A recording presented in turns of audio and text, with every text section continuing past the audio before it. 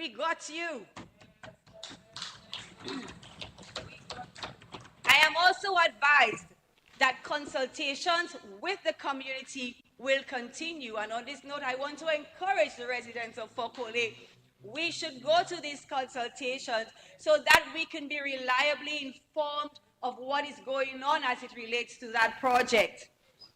I also want to alert through you, Mr. Speaker, my constituents of the opportunities once this project begins.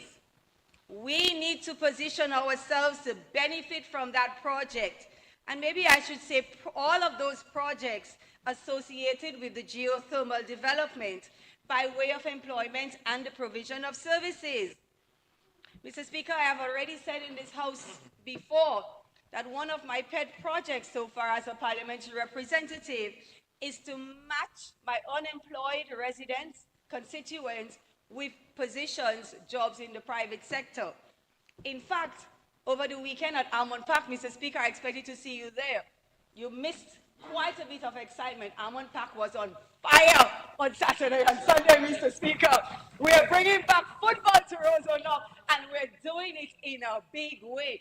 Mr. Speaker, when I got there on Sunday, I had the small business owner saying to me, Miss B, I cannot complain. Mr. Speaker, what does that say to you? Mr. Speaker, I hope to see you there. I'm going to send you the schedule once I get it so that you can come too and provide some support. Mr. Speaker, and I'm relating my experience at Almond Park on the weekend because I met two young people, both unemployed and have been looking for jobs. And I was so happy that this morning, both of them had interviews. I was able over the weekend to have both of them. Almond Park is in Tarish Street. Are you coming on? Oh, I'll send the schedule on the cabinet chat. Thank you, Honorable Minister. And I was able to organize interviews for both of them. And Mr. Speaker, I said that to say that my people are interested in working. There's a particular community that I will not say out loud now. You go into that community these days in the morning, quiet. Pearson Pala. Mr. Speaker. Everybody's working, Mr. Speaker. There's nobody on the streets anymore. Mr. Speaker, we are transforming the Roanoke constituency. This Kerry Labour Party is making a difference in the Roanoke constituency. We are getting people employed. We are letting them understand the importance of being employed and what it does to oneself. Once you can wake up in the morning, you can go out to work, and you are earning a living. You're now an independent person. Mr. Speaker, good things are happening in Roanoke. And Mr. Speaker, so I'm saying this all because I'm saying to my people, their job opportunities coming, and I want to assure them, Mr. Speaker, through you, I will be getting the details. I will be getting the details so that I can transfer that information to you. And Mr. Speaker, I should probably add this. We're opening a new office. We're getting ready to reorganize our office, and an announcement will be made soon. So there will be somewhere with persons waiting to see you so you can tell us what areas of interest you have as it relates to employment. So Ms. B can continue to do what she's doing, match you with the job opportunities that exist. Mr. Speaker, with this, I lend my full support to the bill being debated today. Thank you.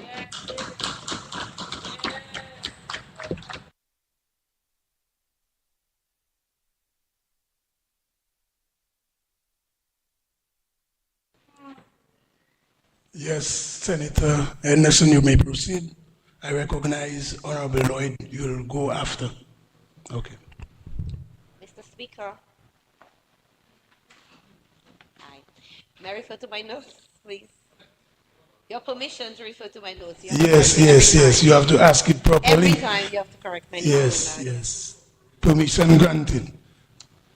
How are you, Mr. Blackmore? You had lunch today? It was good? All right, awesome. Mr. Speaker, I rise to give my contribution to the resolution presented in this honorable House, seeking authorization for a credit facility from the International Development Association to finance development of a new electricity transmission network from the Roseau Valley to Fokole.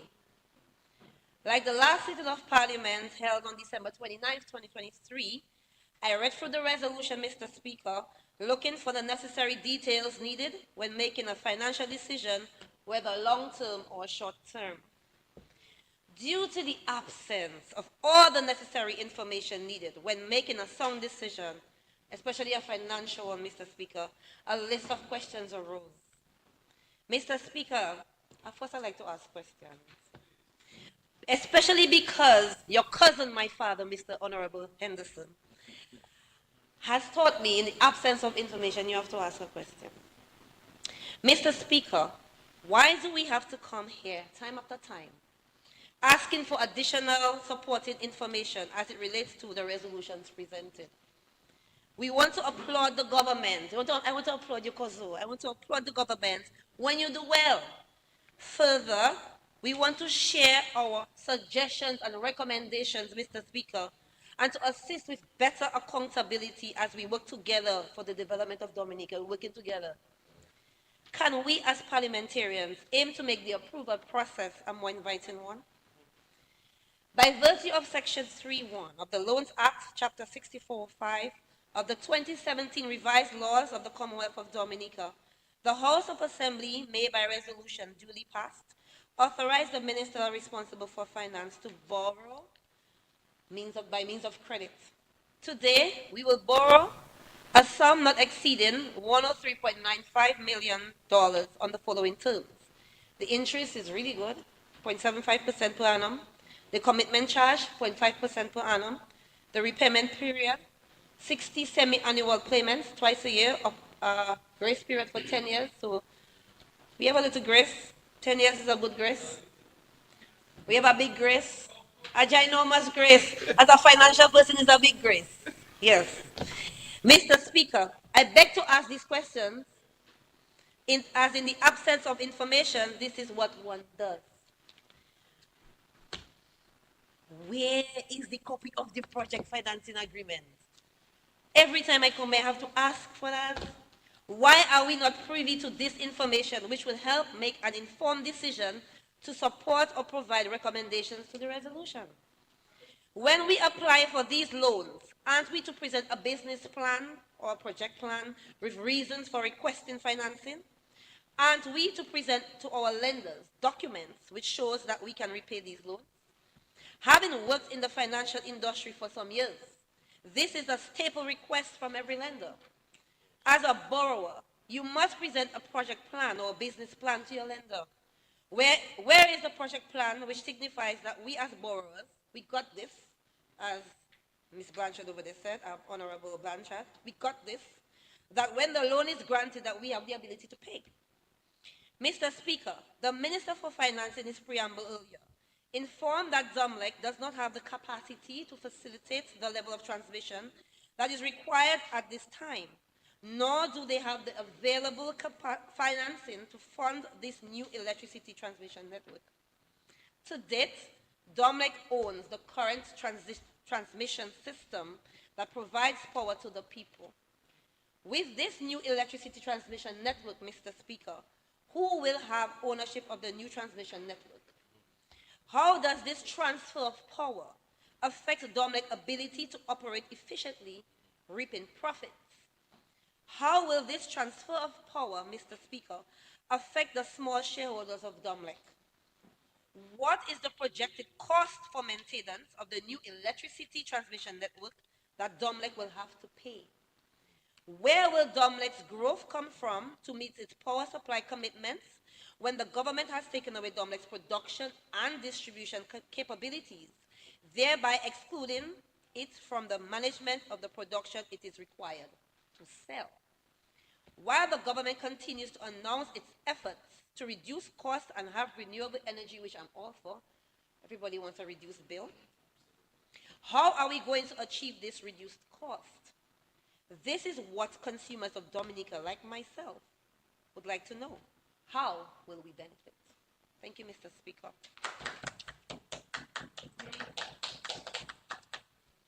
Thank you very much, Mr. Speaker. Mr. Speaker, allow me firstly to say a pleasant good day to yourself and to my parliamentary colleagues. And of course, Mr. Speaker, if you permit me, allow me to say warm greetings to the good people of the great St. Joseph constituency, the greatest constituency in Dominica and the world by extension. Mr. Speaker, Mr. Speaker, you know, every time we say the word geothermal, I have a certain constituent whose speaker is always up, and he is a member sitting in here. But I will not call the member for Granby. You know, he's always very attentive whenever we speak about geothermal, Mr. Speaker. Just to translate. The Speaker permit me from time to time to refer to my notes. Thank you very much, Mr. Speaker. Your permission granted. Thank you very much. But I see you already Yeah, I saw you shake agree. I saw you shake hands, Mr. Speaker. So I But follow yes, up. continue. Thank you very much. Just because I stand to lend my support, remiss of me to not support my constituent. I know he's worked very hard. I also want to commend the Honourable Minister for the hard work and level of leadership that he has shown, Mr. Speaker, in actually working towards a manifestation of this geothermal project. Mr. Speaker, so I want to support the motion before this August body. And I am delighted and thrilled, Mr. Speaker, to stand here on this side of this honorable house. Mr. Speaker, the side that promotes ideologies of progress, prosperity, economic development, and development of Dominica and Dominicans everywhere, Mr. Speaker. Mr. Speaker, the truth is every country on earth strives to become energy independent. However, the truth is not every single country is able to achieve that feat. Very few countries have the resources to do so. Even fewer countries are not as resilient enough to do so. Fortunately for us in Dominica, Mr. Speaker, we in Dominica encompass all of these qualities. Yes, we have the resource in order to become energy independent. Not just that, Dominicans are an extremely resilient people. And this government, Mr. Speaker, has been extremely proactive in the realization of that goal. So Dominica is more than just capable of doing so, Mr. Speaker, but we are actually doing so. As we speak, Mr. Speaker, we are able to, we are practically able to generate geothermal energy, Mr. Speaker, electricity through geothermal energy. So Dominica, through its potent government, Mr. Speaker, in essence, this Dominica Labour Party-led government administration is well poised and on its way to delivering to the people of Dominica geothermal energy, Mr. Speaker. The truth is, there are governments of the past, Mr. Speaker, who have made commitments, who have made promises to the people of Dominica. Every single government who have been in office, in one way or the other, have promised the people of Dominica that they are going to realize energy independence. We are going to become energy independent. Whether it's through a plethora of different means, whether it's through solar, whether it's through hydro, whether it's through wind, and even the geothermal that we speak about, Mr. Speaker. However, this is the only serious government administration, Mr. Speaker, to actually do something substantial in actually realizing this goal, attaining this goal, Mr. Speaker. It's like this government has a proclivity, Mr. Speaker, towards the... So, Mr. Speaker, as Dr. Mark said earlier in some presentation, our government meticulously plans out every single thing, Mr. Speaker, as far as our development is concerned. We understand that climate resiliency is more than just about being able to withstand Category 5 hurricanes or troughs or tropical storms or floods or earthquakes, etc. It has a huge part to play, Mr. Speaker, with being able to produce clean and pure oxygen, which is another reason we also selected geothermal energy, because it's a clean form of energy, Mr. Speaker. And this government has always been biased and always been very productive when it comes to promoting cleanliness, Mr. Speaker. However, the unfortunate reality is, Mr. Speaker, not everyone in this country appreciates cleanliness. That is why we have this incessant campaign about NEP. Anyways, that's a different story, Mr. Speaker. Mr. Speaker, geothermal is also a renewable form of energy. It's another very important factor to consider when we speak about sustainability of the energy that is going to be used to achieve climate independence, Mr. Speaker. So what this means is that our reliance on geothermal is going to help us reduce reliance on imported fossil fuels, and more than just that, insulate our economy against the volatility of global energy prices, Mr. Speaker. So, for example, if there is some conflict going on in some other part of the world, say between Ukraine and Russia, Mr. Speaker, which it is, and Russia decides to stop supplying the rest of the world with fossil fuel, then that's not going to affect the price of electricity in Dominica or generating electricity in Dominica in any way. That is because we use, and that brings me to my next point, geothermal energy is a locally sourced resource, because we use our own local resources to basically generate electricity, Mr. Speaker. So irrespective of all of those existential threats and exogenous shocks which continue to challenge and confront the world, Mr. Speaker, and the world's economy, we are basically going to be exempted to such threats, Mr. Speaker. And we can take pride in knowing that we are climate resilient and energy independent nation, Mr. Speaker. Not many countries can say the same. Mr. Speaker, I heard the honorable member raising a bunch of questions. However, the correct questions are never asked in this honorable house. And the truth is, even if I were to stand here, Mr. Speaker, and explain, to elucidate, and to respond to those questions, Mr. Speaker, it is not going to, not going to go anywhere. Because the truth is, Mr. Speaker, there are a lot of people who suffer from something called, and I'll bring this term to Parliament, to the people of Dominica, cognitive dissonance, Mr. Speaker. And cognitive dissonance, it's a term to basically describe willful ignorance. So you're so obstinate in your thinking. Member, move on, but I caution about those matters. Thank you. Withdraw, Mr. Don't get Speaker. involved in personality. Moving on, Mr. Speaker. Thank you very much. So proceed, proceed. Thank you very much, Mr. Speaker. So, Mr. Speaker, by providing a stable, affordable, and locally produced source of electricity, Mr. Speaker, we empower businesses to thrive. So, for example, the business in Meru, local paradise, would now have a lower operational cost. So he'll have a huge profit margin. So monies that he'd otherwise use in operating his business can be now used to reinvest in certain products that he may sell. He can now buy additional beach chairs or beach umbrellas. So it stands to serve the common businessman in Dominica, and more particularly in the St. Joseph constituency, Mr. Speaker, the greatest constituency in the entire world. Mr. Speaker, it serves to empower households and households to prosper and communities to flourish, thereby laying the groundwork for sustained economic growth and development. Mr. Speaker, so the geothermal project complements other strategic initiatives such as the international airport, as we always speak about, and the modernization of the Roseau City. Now, we all understand the exponential cost it's going to take to basically operate the international airport. Again, this government is very meticulous in its planning, especially where development is concerned, because we understand the dollar value that it's going to take to run this international airport. So this is going to reduce the cost exponentially, Mr. Speaker. And now that money can be redirected towards developing the city or developing Roseau, St. Joseph, for example, or the St. Joseph constituency. We can now look at to construct the route which leads from the York Valley Bridge to the Warner Junction with the dividends of the monies that we have in additional profit, Mr. Speaker. Mr. Speaker, so by leveraging geothermal power to fuel these endeavors, we not only enhance their sustainability and resilience, but also amplify economic impact. So it's going to literally touch every facet of our economy, Mr. Speaker. Everybody stands to benefit as a result. And you know, Mr. Speaker, it's a project to behold. You know, I was speaking with a constituent not too long ago, Mr. Speaker, and she told me that she was born in 1940. And in 1940, there was no electricity whatsoever. There was some people used the bullseye, gas lamps, these were some really challenging times. And just her explaining these things, Mr. Speaker, allow me to appreciate what has been done in this country. So not only do we have electricity in every household in Dominica, but right now we have the opportunity to produce electricity for our own selves, Mr. Speaker. You know, she went on to say, way back then, when the road from Lapin was done, that citizens of Dominica started chanting Shimeali over, right. So, Mr.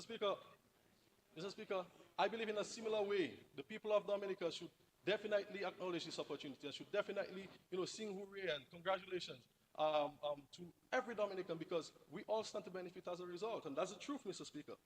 So by leveraging geothermal power to fuel these endeavors, as I mentioned, Mr. Speaker, it's going to engender serious economic impacts, attracting tourists, investors, and innovators from around the globe, and positioning Dominica as a hub of opportunities in the Caribbean, Mr. Speaker, in the Caribbean region.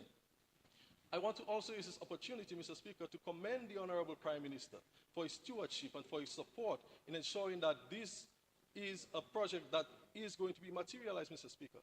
And I always speak about relationships and the importance of relationships, Mr. Speaker. And the truth is, the way the world is moving, relationships is going to be of extreme importance if we are going to benefit from some of our strategic partners. Take China, for example. You know, or even an investor, for example, Mr. Speaker. An investor is not just going to invest in your country because he or she feels that, hey, Dominica is a very nice place, let me invest in Dominica. No. they have to have a certain level of confidence in the leadership of that party and reverence for leadership of that party, Mr. Speaker. Which is why in these trying times I continue to advocate and to say to the people of Dominica that leadership right now uh, warrants experience. We have no space for error whatsoever, Mr. Speaker. It warrants a certain level of skill, Mr. Speaker, and competency, all possessed by the Honorable Dr. Roosevelt Skerrit, Mr. Speaker. Mr. Speaker, again, I want to commend my dear colleague and my constituent, the Honorable Dr. Vince Henderson. He basically embodies everything. He's the epitome, Mr. Speaker, of a real Jasenju. You know, Mr. Speaker, I'm very proud of my dear constituent, and I will do everything that it takes to ensure I continue to support my constituents in each and every one of their endeavors. Thank you very much, Mr. Speaker.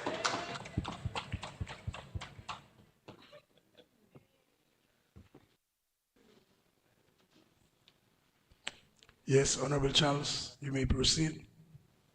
Yes, Mr. Speaker, I rise to give my contribution to this resolution. And I'd like to seek some permission to refer to some notes because this is a lot of money and I don't want to miss nothing. Okay, great. Your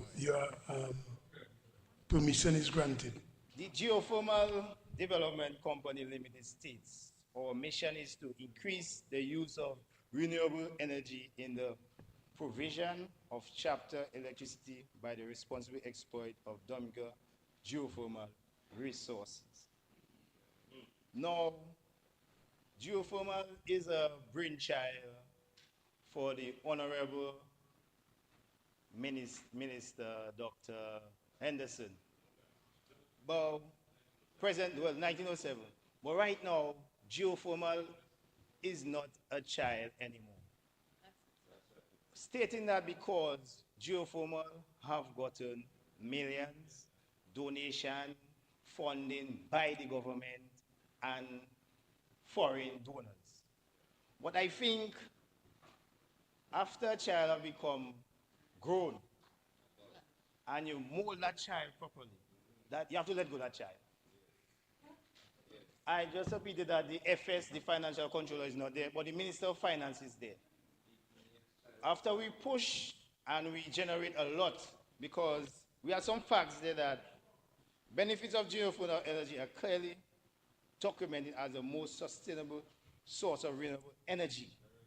Yes, it is. I know that.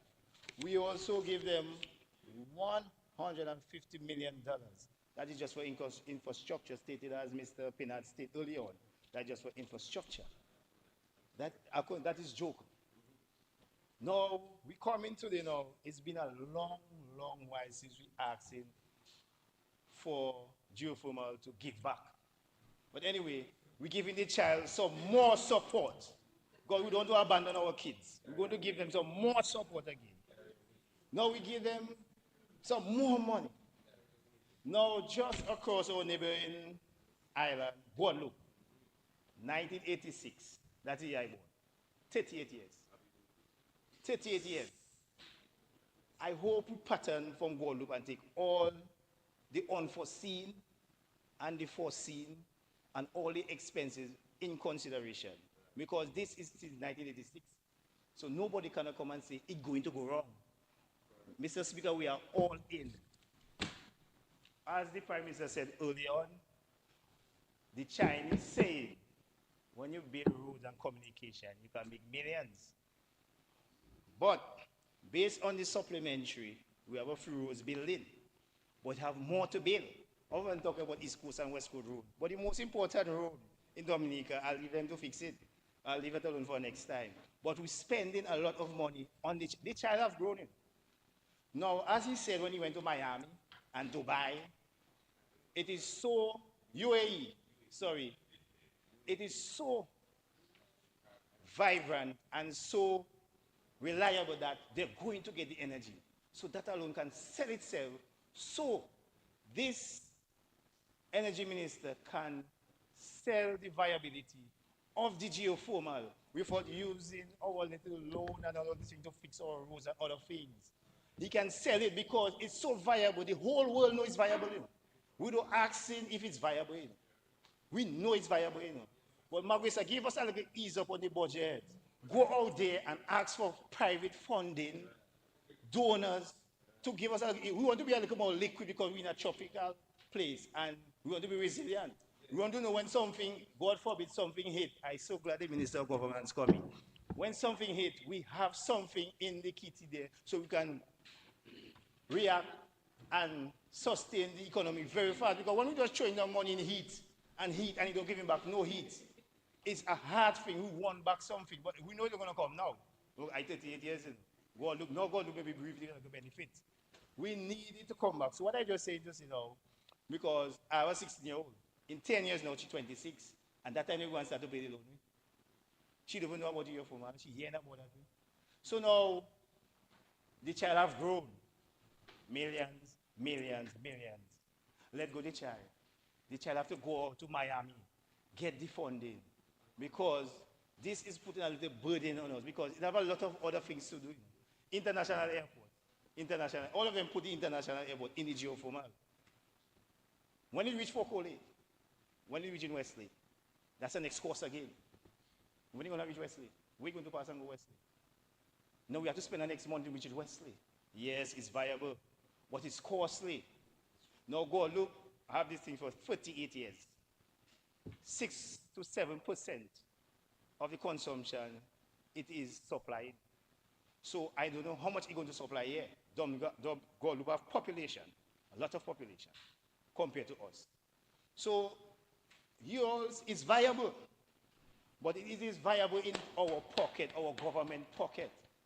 Yes, but we are all in, so it's too late to even pull back now. We are millions in. So we need to get this thing right because we have a lot of lessons to learn. Because we have a lot of concerns. Because the concern now is geothermal now. This, hold on. According to Dave Stam, operation manager of DOMLEC, the International Donor Agency will be required to make grants available for green energy projects. Stam also indicated that the key tool is to form partnership for this project with institutions like the World Bank, low-cost grant funding if possible. If not, then very low interest rate funding. So they've said that is the government taking on board any of these suggestions? That to get, no, you have to, we are forcing our government pockets. Yes, but we are forcing, so you have to remember, we have to let go of the system because we give you millions and millions and millions and we're waiting for outcome. I showed me Honorable Roland Ray again that we have improved the agriculture tremendously. But anyway, we're not going there. And one more thing, OMAT, the agreement. After, well, it's 20-something years, 25 years, they hand it over. You all must have your DOMLEC, have everything set up to take over, to refinance, to set it up back, to get it to fully, because you're not going to get it 100%. It's not going to be 100%. It's not going to be 100%. No, we have to break that down. $103 million. The interest rate, we have to pay it by 2044. Now, this now is an next plan that is unforeseen. Because when you're spending all this, we need some more equipment for hospital, we need to fix some more roads, because if you don't have roads, you cannot make millions, as the Prime Minister stated again. You cannot make millions, we need communication. So this project, as you said, I mean, we are very ambitious and we want to spend the money to make sure we are the first resilient based on how we push the country. But we cannot force ourselves anymore with geothermal. Geothermal will get there, but let geothermal get there based on the premises and the merit that you push out there, which people already know it is very sustainable. Give our financial pocket a little burden, a little ease up. Stop burdening it without giving back anything. Because the international airport is going to give more and faster before the geothermal. And geothermal is not going to reach Wesley by the time geothermal started. It will never reach Wesley. It's not going to reach Wesley now. Even though it will not reach Wesley for the international airport, it will not reach Wesley in any time. Anyway, that's for technical. thing. So now we're going to grant you, the House is going to pass the resolution. We're going to grant you the money. Remember now, we're going to grant you this. When we grant you this, that's it, because we need something out from geothermal. We have grown the geothermal from an infant to an adult. So right now, we just have to make sure this works. We are all in again. Make sure this project works for the benefit for our, not even for us, for our children and our grandchildren. Because we're not going to see the profit. As you said, you have the foresight. So we're thinking further ahead. Well, let's make sure this thing works. We cannot pull out in this thing right now. But right now, we have to make sure it works. Millions already grown the geothermal. Because St. Vincent only use a few percent of their money. 83% of St. Vincent, when they were trying to do the geothermal, was grant and funding. They didn't use their money. But this government did a different, but let me bring my point. No, I saw it on the report. Listen to that, listen to that. What I'm saying, that's what I'm saying is that this government invested. So the people and the donors overseas have seen that this government is interested in its own. So now geothermal can sell its own. That's basically what I'm telling you. Geothermal can sell its own. So we are putting too much millions in geothermal. That's all I'm telling you. Let's move on from geothermal. It have other children to get fed. We are getting too much money as spending in geothermal. We are not getting back any benefit. That's all. Thank you.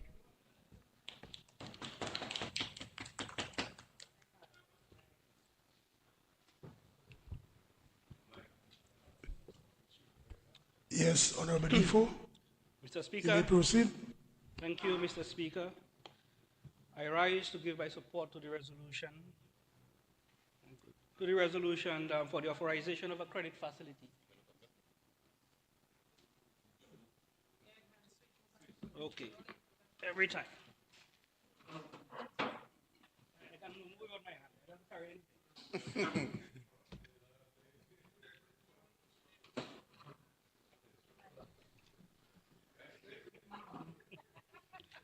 Mr. Speaker, I rise to support the resolution for the authorization of a credit facility from the IDA, or the International Development Association, for the funding of the transmission line.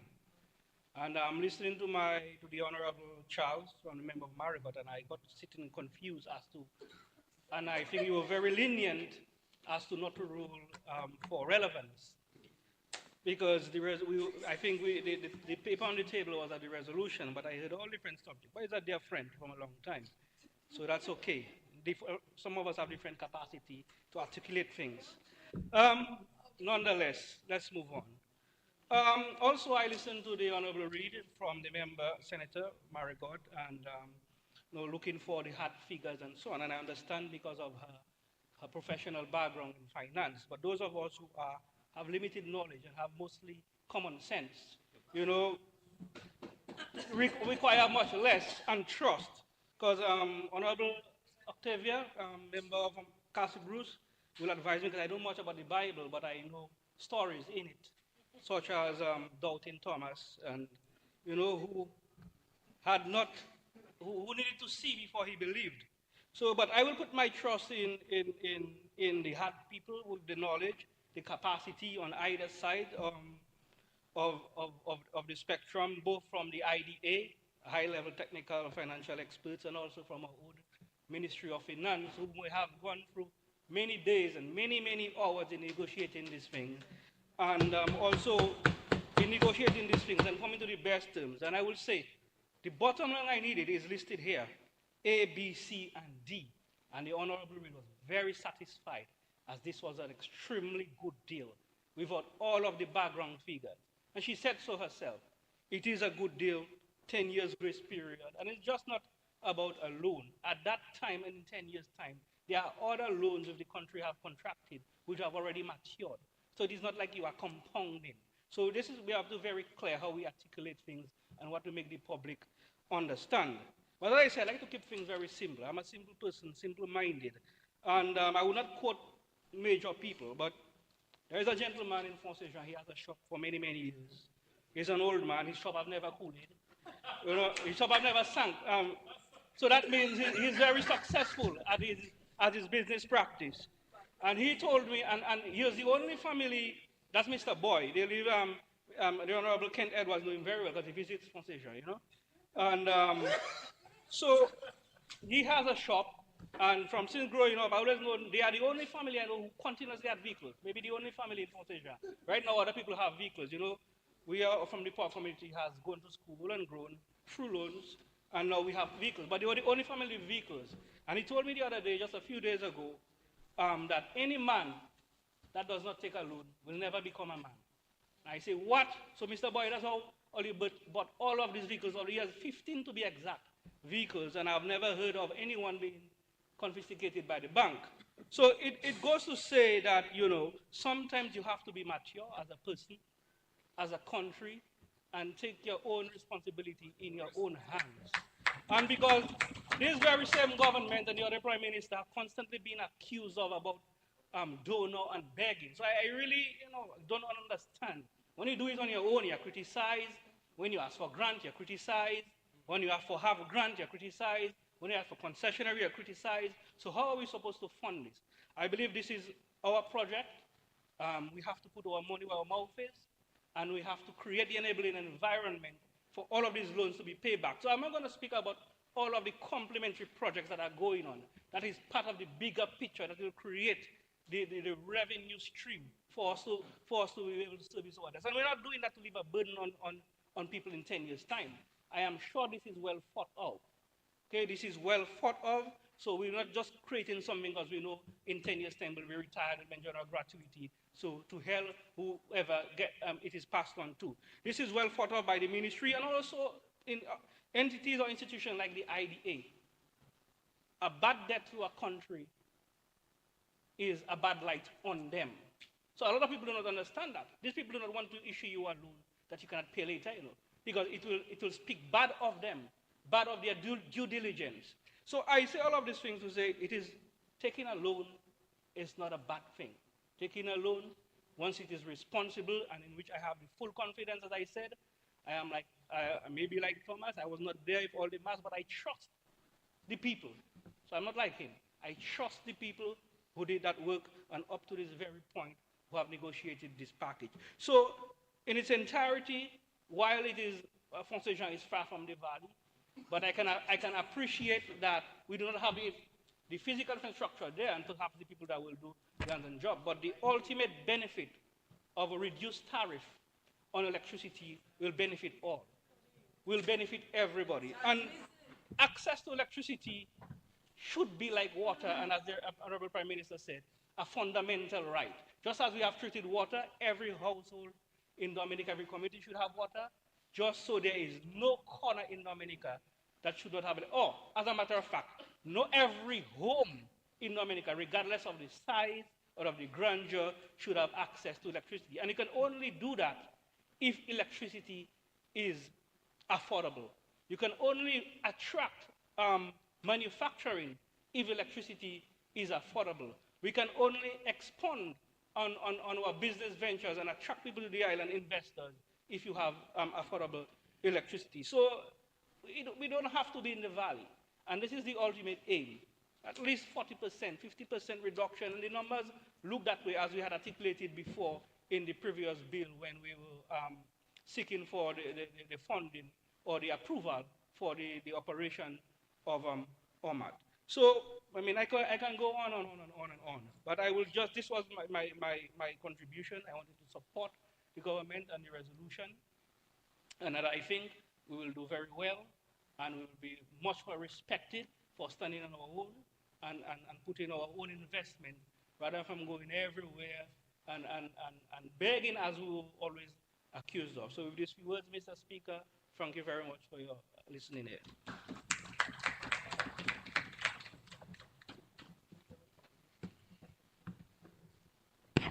Honorable Royer, you may proceed. Mr. Speaker, thank you. And I also join my colleagues in standing to lend my support to this resolution. Mr. Speaker, we are elated by the fact that the government has entered into an agreement with the geothermal power company of Dominica 2023 Limited to build and operate a 10 megawatt power plant. Now we are into this next phase of the geothermal development, where a new electricity transmission network is required to connect the plant in Luda to the hydro electric power plants in the Roseau Valley and Domlek distribution station in Fokoli. Mr. Speaker, the value of this investment may seem endless, but this will be money well spent because of the endless benefits that will be derived. Mr. Speaker, the cost of energy determines how competitive a business can be in terms of the operational cost. The higher the cost of operation is the higher the cost of the service that is provided. But based on literature and experiences in our country and in other parts of the world, Mr. Speaker, the introduction of geothermal has reduced the cost of energy significantly. Mr. Speaker, this will make us as a country more competitive and we'll be able to attract more investment. This also means that homeowners will have more monies in their pocket because of the anticipated reduction in home energy costs. Mr. Speaker, this investment will support many other investments, particularly in the manufacturing and processing subsectors.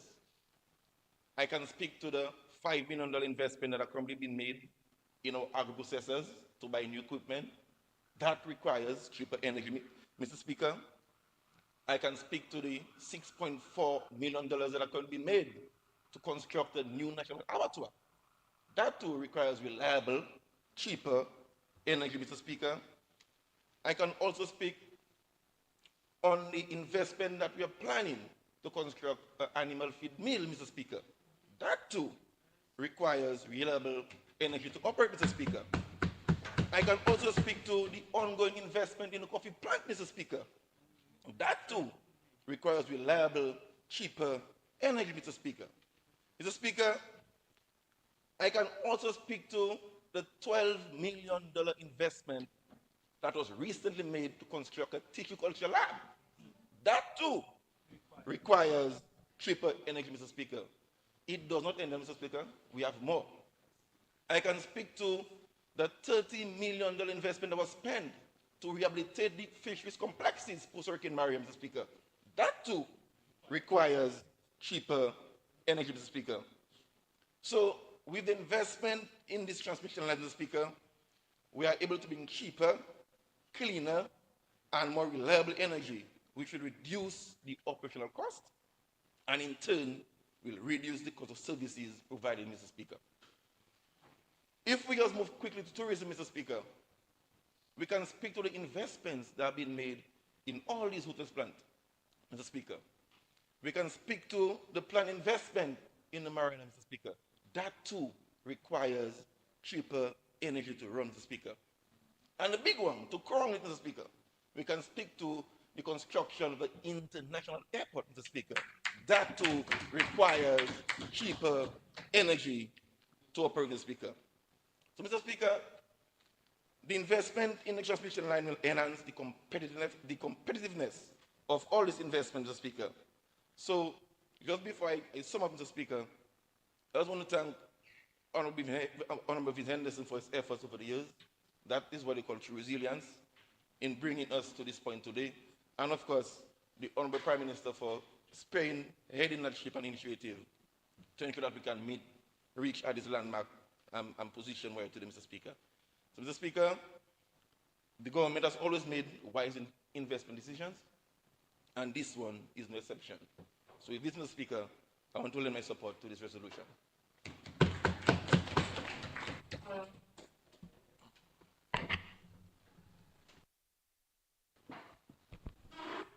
Yes, Honorable Blackmore, you may proceed. Yeah, Mr.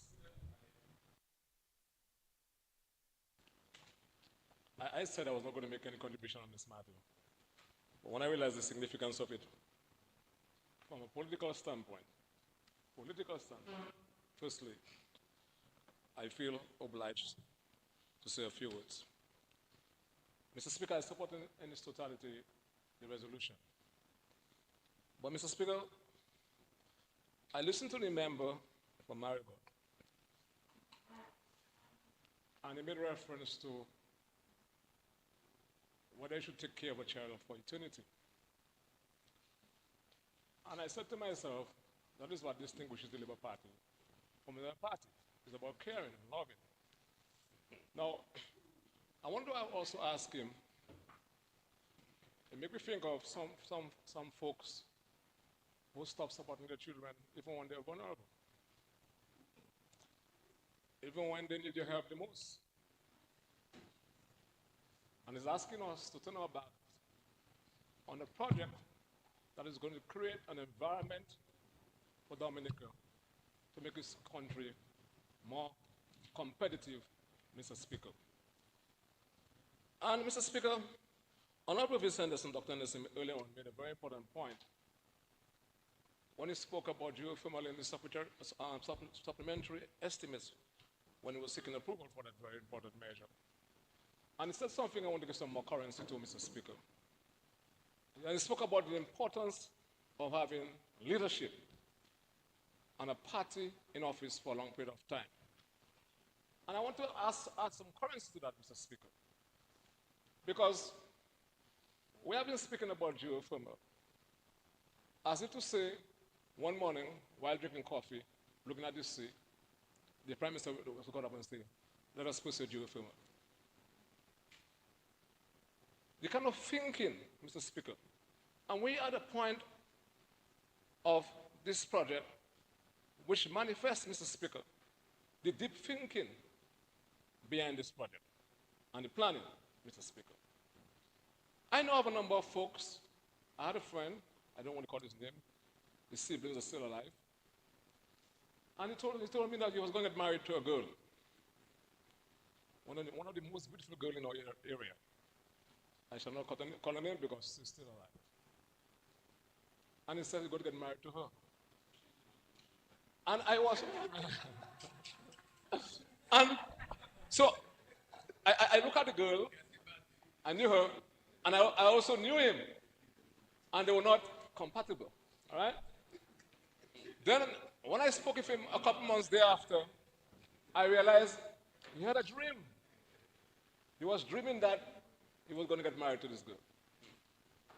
But I'm saying that, Mr. Speaker, to say that all expressions before of developing geothermal energy, the potential, goes back long before the Prime Minister was born, and long before most of you in this Parliament, on both sides of the House, were even conceived, as I said earlier on. But the leaders before, Mr. Speaker, all they had was a dream. A dream. A dream, therefore, has to be followed by a plan and a vision and the hard work in order to achieve that dream, Mr. Speaker. And that plan is going to require, Mr. Speaker, your ability to mobilize the resources, both in terms of technical and financial, Mr. Speaker. That is what the past administration, going back to the 70s, were not able to do. A dream, but a dream, as I said before, let me reiterate for emphasis, also manifests sacrifice, hard work. And sacrifice, Mr. Speaker, is manifested over a period of time, consistency, determination, Mr. Speaker, and leadership, Mr. Speaker. And that is what was lacking before, Mr. Speaker. So, what we did, I want to go back, even before 2012, when we had the test wells done and a production well done. In the early 2000s, we did the research in the catchment area, in the valley, to find out whether the potential existed. Let me say it again, having done that, having found out that the potential existed, we went further, Mr. Speaker, to do the test wells in order to establish, Mr. Speaker, the quality and the quantum of that resource. Deep thinking, planning, leadership, those virtues were lacking before in every single administration who spoke and dreamt about geothermal before the Labour Party under Roosevelt's cabinet, Mr. Speaker. That is what we're talking about. Not just simply just coming there, Mr. Speaker, and talking about seeking alone, but it's the planning, the consistency, and the end result that we are going to reap, Mr. Speaker. Cheaper energy for us in Dominica, and to encourage, Mr. Speaker, business, and to make us even more comfortable within our households, because ultimately you're going to have cheap, lower cost of energy, Mr. Speaker.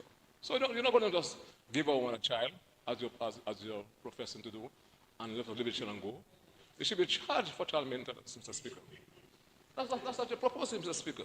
And look at what we did for them, Mr. Speaker. A lot of money have been spent, you know. A lot of money have been spent. And you're going to hear from Dr. Anderson just now, who I want this honorable House to acknowledge his contribution, and that of the Prime Minister, Mr. Speaker. He has to be commended for that. He could be some years living his selfish life, Mr. Speaker. He has toiled, and he's seen this thing to an end. Not many of us in this country have started a significant project that will transform the economy, who have seen it from start to finish. And he will, Mr. Speaker. That is leadership. So we spent, Mr. Speaker, for the test wells, $31.7 million. The test wells. And we have to pay for the supervision for the drilling process, Mr. Speaker, $25.9 million in 2012. Road access, Mr. Speaker, to the pads, $5.7 million, Mr. Speaker. We're not just simply just coming there asking for money.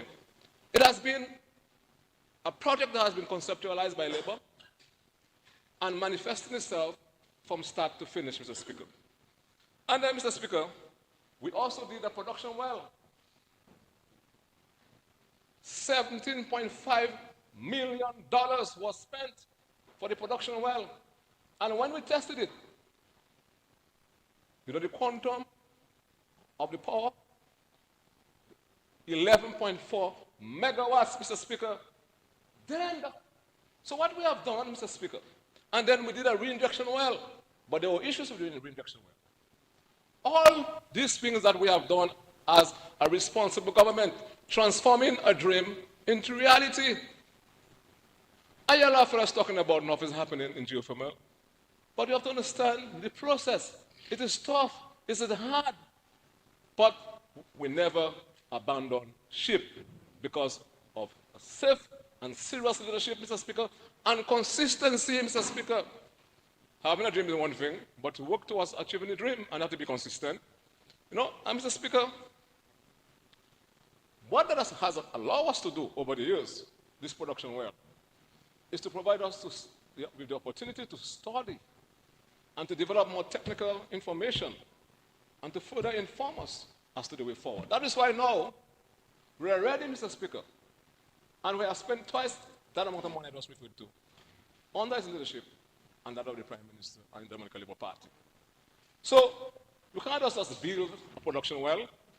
Now we are taking the power to one of our main distribution centers. And it goes back again to thinking. Now he spoke. Now, let us suppose, Mr. Speaker, hypothetically, Domlec was not owned by the government. And the consequential impact of having to negotiate agreements and stuff. With the same activity that we are proposing to do now, that we are not proposing, we shall be doing now. The lines that we're going to put in, let us suppose, again, so the government sat down and decided to acquire Domlec would have been in the best national interest of this country, bearing in mind our plans for the development of geothermal energy, Mr. Speaker. That is what leadership is all about. So you have to sit down and take notes as to what good leadership is all about. So all the folks are talking there in their mouths and talking nonsense. They have not run anything in their life. The only thing they have run, and they'll continue to run, their mouths. That's what according to Hunter, la la la la. That's all. But leadership in a small and difficult economy like Dominica calls for patience, tolerance, and creativity, Mr. Speaker. That is what we have now. And that is why member from Marigot, let me tell you the pulpit on you, but you like to look for it. We are not leaving that child behind.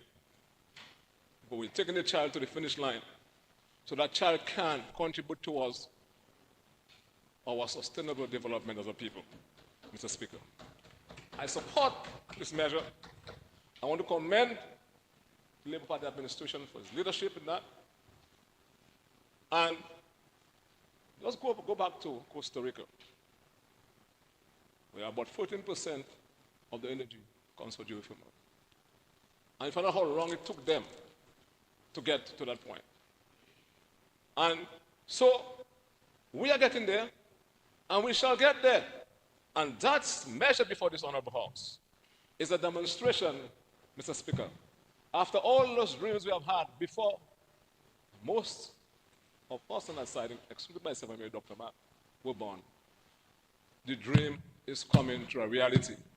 The geothermal energy is coming to a reality because of labor, because of leadership, because of consistency, Mr. Speaker.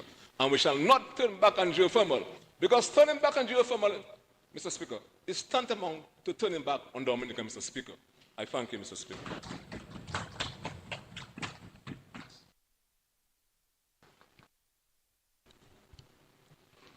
Yes, Senator Paris, you may proceed. Mr. Speaker, other members of Parliament, good afternoon. I stand to make some brief remarks on the resolution currently before the House. Mr. Speaker, a lot has been said, and there has been plenty of debate on the development of Dominica's geothermal potential. I don't think we need to go back into the weeds of whether it is a good idea or not. We passed that stage. Geothermal is good. It's the most sustainable, or one of the most sustainable renewable resources that any country that is fortunate enough to have the ability to tap into can actually get. And Mr. Speaker, quite honestly, I think some congratulations are in order. Because if we can do this right, if we really get it right the first time, we will see geothermal power in Dominica. It will happen. The eyes will have it. While I'm saying that, I want to join the rest of the parliamentarians in congratulating member for, wait, you're the member for Granby, but you're a constituent of St. Joseph. I don't want to mix it up. But Dr. Vincent, I want to congratulate him. Mr. Speaker, that's not funny. I just wanted to be clear. I don't want to mix him up because I hear somebody claiming him and so on. But Mr. Speaker, he has been one of the most consistent voice on this issue. I think he's done a lot of work in the area. Consistently, he has mentioned earlier in the supplementary debate that he himself has grown in the process. And, you know, congratulations. And we look forward to the reduction in power that has been promised throughout this process. I think that's one of the big ticket items that Dominicans are concerned about. You know, some people talking about what can happen. And I think many Dominicans, majority of Dominicans are concerned about how this is going to be transformative for the development of Dominica once we can get a reduction in the cost of energy. I have not seen the analysis. I'm sure Dr. Vince has. And it will be good to see what the analysis looks like that proves or that gives us a reasonable indication that once we flick the switch, there's going to be a reduction in the cost of energy to the ordinary consumer. Mr. Speaker, last time we were here and we spoke about geothermal, there were a number of recommendations that we made, and I would like to revisit, with your indulgence, I would like to revisit a number of them. Mr. Speaker, before I go any further, I beg your indulgence to refer to my notes from time to time. Yes, permission granted. Thank you very much. The first recommendation that I would like to revisit, because obviously a lot of people are talking about why we're taking loans and so on and so forth, and that is a concern. It's a fair concern, Mr. Speaker, given our debt to GDP ratio, etc., etc. One of the recommendations that we made was to relook at the possibility of using proceeds from the CBI or buoyant CBI program to do that. I heard a few numbers that the Senator Blackmore mentioned a while ago, and compared to what we've been able to do with CBI, that could have been a walk in the park.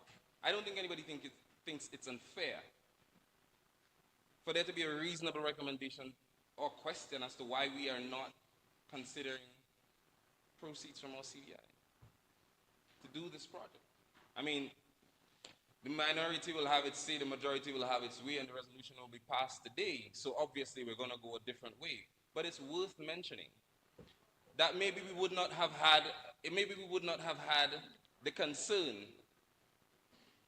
about adding now today to our debt to GDP ratio. Not that it is unnecessary, but maybe we could have gone a different way.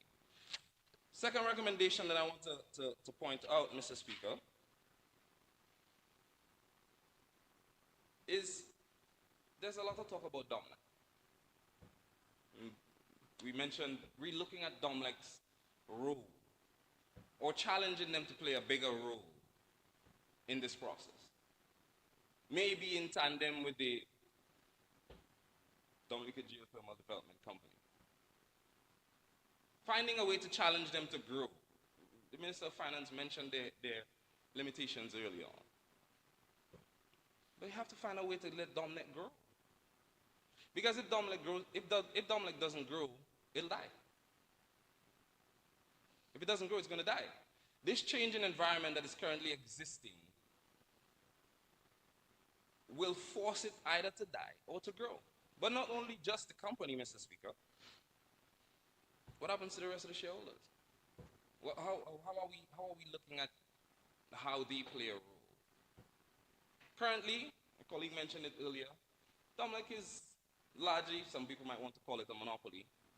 But if you've done a thing well for 74 years, I think, they own their generation, their transmission, and that's what they do. They've been able to do it well up until Hurricane Maria. This changing environment, DOMLEC owns neither.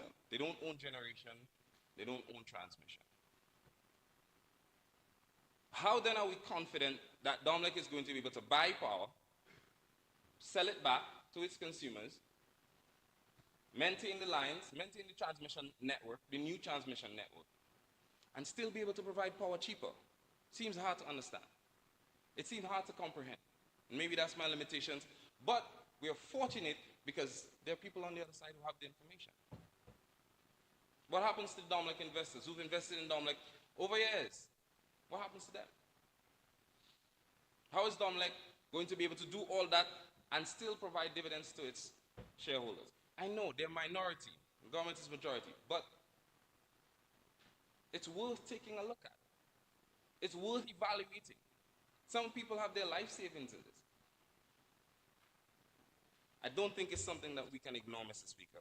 Mr. Speaker, I want to add one recommendation to the list of recommendations, and that is in the area of mandating sustainable and meaningful local participation. Ensuring that there's a reasonable transfer of information and technology. A level of participation that would allow our locals to build capacity and to promote an equitable distribution of wealth. Now, somebody might ask why. But Mr. Speaker, it's obvious. But for those who have a difficulty understanding why that is important, allow me to elaborate and paint a picture for you. And it's one I'm sure you would understand and appreciate, Mr. Speaker, because after all, this is your field. Mr. Speaker, the loans that we're taking currently will be repaid by the children of Dominicans. Dominican truck drivers, plumbers, masons, carpenters, bus drivers, shopkeepers, vendors, draftsmen, engineers, architects. Dominican contractors. Mr. Speaker, if the environment now continues to be one where our local and indigenous talent continues to be marginalized and disenfranchised, our local talent won't be able to enjoy the level of wealth transfer that is currently happening in Dominica on some of our largest capital projects. And what does that result in? It results in a situation where these local contractors, artisans, vendors, they won't be able to enjoy the wealth transfer that will allow them to do simple things, Mr. Speaker, like buying land, buying shares in Domlec, maybe shares, if it ever becomes available, in the Dominica Geothermal Development Company. Land and assets that will help them to create generational wealth, wealth that they will pass down to their children, who will become contributing citizens to this country. Contributing citizens in what way? Paying taxes. Taxes that we're going to use to repay these loans. As favorable as they are, they must be repaid. And when these loans are getting repaid, by that time a lot of us won't be here. Mr. Speaker, if we continue, the same people that single-handedly, or maybe they join hands, and put this government in power, all right? And the minister mentioned how they have done it repeatedly. They are repeatedly being asked to fend for themselves. Senator, I'm trying to get the relevance of all that. Mr. Speaker, I'm giving you the relevance. No, you may proceed. I'm just highlighting it. So if a member returns, and I need to give the person latitude too, but you may proceed. Mr. Speaker, that wouldn't be new, but I thank you for your indulgence. Mr. Speaker, the reason it is a recommendation, the relevance of this, and I want you to get this. The recommendation is for us to take the opportunity in these loan agreements, in these funding arrangements, to ensure that our locals can participate. Participate in a way that allows them and their children later on to absorb and pay these loans. Because if they are not able to do it, Mr. Speaker, what then becomes of Dominica's future and the future of our young people? What happens to our social security, Mr. Speaker? In support of these loans, we are saying one of the recommendations is that we want a higher equitable level of local involvement, meaningful involvement, that allows people to participate in the information, technology, and wealth transfer that can happen for our people, so that we can pay these loans. There's a justification that allows us to pay these loans later. What happens to our social security if our people are not working? The IMF, the ECCB, continues to recommend that we improve on our tax administration, because currently our tax revenues are unable to cover our expenditure. But if our people are not working and meaningfully engaged and getting involved in the cash flow that is happening here now, who are we going to tax? That is the relevance, Mr. Speaker. The relevance is that when we approve the loan, it has to be repaid with taxes. International agencies that we subscribe to are advising us to improve on our tax administration system. The recommendation is that we need to give our people more work, build up our private sector and our middle class to ensure that they can pay these taxes. Because if they're not there, who are we going to tax?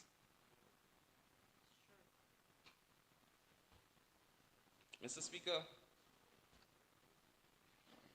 it's a scary situation, but we have time. We still have time. We have time to mandate an equitable, meaningful, sustainable level of local participation that will build capacity in our people through information, through technology, and through wealth. Wealth that will allow our people to create generational wealth and pass it down to their children, so that the burden of these taxes later on, they will be fine with it. Because they will be able to be contributing citizens of this country to be able to manage and thrive and grow this country. Simply because we made the right decision of getting our people involved. Not just giving them structures, but getting them involved in the wealth transfer. Mr. Speaker, we speak of reparations for countries that have experienced genocide, slavery, and colonialism. Let us make sure that the decisions that we're making, we are not creating a situation where our children and our grandchildren will ask us for reparations because we used their resources badly and we sold their future unfairly to them and put them in a disadvantage. Mr. Speaker, members of the House, we have time. Dominicans are willing. They are hardworking, intelligent people, but they need access. They need their government to go to bat for them. There is wealth, there's information, there's technology that we can all benefit from now.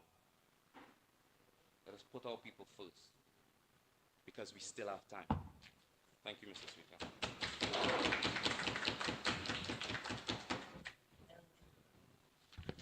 Yes, Honorable Henderson, proceed. Thank you, Mr. Speaker. Mr. Speaker, I want to thank my colleagues for being so involved in this item before us, that is the resolution to approve the loan for the construction of transmission lines from the Rosa Valley to Focole. Mr. Speaker, there are a number of questions that my colleagues from the other side raised, and some of them, I have to say, I must confess and perhaps even apologize, I got a bit animated because I don't know, my ability to listen to things that don't reflect the facts, they tend to get me pretty annoyed. I am working on that, but I don't know. And especially when people pick up things they hear people say and they don't have all the information. And then they come to an august body, according to my power rep, like this. It gets me a bit agitated. So, perhaps my good friend, member for Marigot, I think Senator Blackmore has responded to you adequately. I wouldn't go into that. But why do we need this? So I want to start by, just a little discussion. Why do we need a transmission line? Although I like to call it a transmission system, but my technical advisor likes to say lines. But I think it's because it's a system, because there are lines, but there are substations. Substations are what takes the voltage from one level, brings it to another level, makes it what you want it to be, what you need it to be, rather. So the transmission system that we're talking about, there are two main reasons why we need the transmission system. One, the Rosa Valley is the center of production for renewable energy in Dominica. Dominica is blessed, and we should not allow other people to make us abandon our blessing in pursuits of things that may seem more attractive. Right, Teacher Bonnie? Remember for Cassie Bruce? I said that right? But we are fortunate that the Rosa Valley is our center of production. Hydro. Don't forget hydro. Hydro is the cheapest source of power that we have on the grid. And it will be, even after geothermal is introduced. Because we've been investing in hydro. And by the way, just so you know, we've been pursuing or utilizing hydro since 1951. So Dominica has tremendous experience, 70 plus years, pursuing hydro power. And improvements have been made over the years, especially in the 90s, when we expanded the system with 3, generation plants. So if a total of about 6.4 megawatts of power nameplate, we'd always get that because of the water levels and all the other factors to be taken into account. We already have power in the Rosa Valley. So even without geothermal, we need to get power to Focole in a very resilient transmission system. So we need that. Now, when we add geothermal to that 6.4 megawatts, we add in another 10 megawatts of power to take from the Rosa Valley to bring it to Focole. But before we do that, we are making a loop around the Rosa Valley. So we can connect the hydro to the geothermal, and then we take the power to Focole. Now, because we are going around the Rosa Valley before we go to Focole, we're actually talking about how many? 20 kilometers of line? That's a lot of line. That transmission system could get us to St. Joe at least. But we need to build resilience. Remember our commitment, and the Minister of Finance spoke about it this morning. So we're building redundancy to ensure that in the event we get hit, we can still have power to evacuate from the Rosa Valley, whether it's hydro or geothermal or both. But what we have also, so that is one of the fundamental reasons we need to have the greater capacity to bring the power, and secondly, we need to make it resilient. Now, that line should not be costing all that money if we're just building a line. But we're building a line that can withstand a Category 5 hurricane. That is what we're building. So don't forget, lose sight of the fact that we committed to build a resilient island state. And this is part of it. This is a significant component of it. Because if we're just going to build lines to carry the power, we could have lines that can carry higher voltage and just run them overhead the same way we've been doing for a long time. And that would maybe cost half the price or a third, because it costs about 2 to 3 times more to make lines resilient. In this case, we are undergrounding a significant part of the lines. And that is very important because, again, we are not just building a transmission line. We are building 10.7 kilometers, 33 kV. And let me pause there for a bit. So this morning, the Prime Minister told us, and he used a Chinese proverb, of it, I won't repeat verbatim, but to the effect that we need roads to connect. You need roads for transactions. You need roads for commerce. You need roads to connect, villages with centers. So what is really happening here is that we need transmission lines. But Dominica, since we started having light, remember there was a time we didn't have light. I mean, some of you too young, you remember that. It's the other day people get light in Bells, and I remember that because you remember they had the rural electrification program. You get lights in the south to certain parts. It's the other day people get lights, Don't forget that. But what have we done over these years, these decades, is that we've never built a transmission system. So this Labour Party is doing a lot of firsts in Dominica. A lot of firsts. So when you start talking about your child growing, taking money on the child, that's nonsense. The child does a first degree, they want to do a second degree, give them money, they want to do a second degree. That's what responsible, parents who can afford do. We would not get this loan if we were not able to afford it. So that is what you're missing, in all your analysis. It's a broke father that don't have more money. The child big, that's go and fend for yourself. But if you're in a position you can borrow, and you feel that you can assist your child, you help your child. That's what you do. But anyway, let's go back to the transmission systems. We never had transmission systems in Dominica. What we have is a bunch of distribution systems. So we have a lot of lines running along the place. The highest voltage being 11 kV, 11,000 volts. So that's what we have. You know those high voltage lines, when you grow up, they used to call them high tension wires? Actually, it's just high voltage. So these are small. Now, if we were to take 10 megawatts of geothermal power and try to bring it to Focole in those lines, it'll get so hot.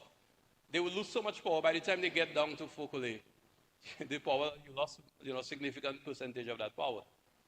It will not be an efficient way to get the power to Focole. So we need to have higher voltage systems. And so in this case, we build in 33 kilovolts, 33,000 volts for one system. And then we go into 69,000 volts to take all the power now to Focole from the Rosa Valley.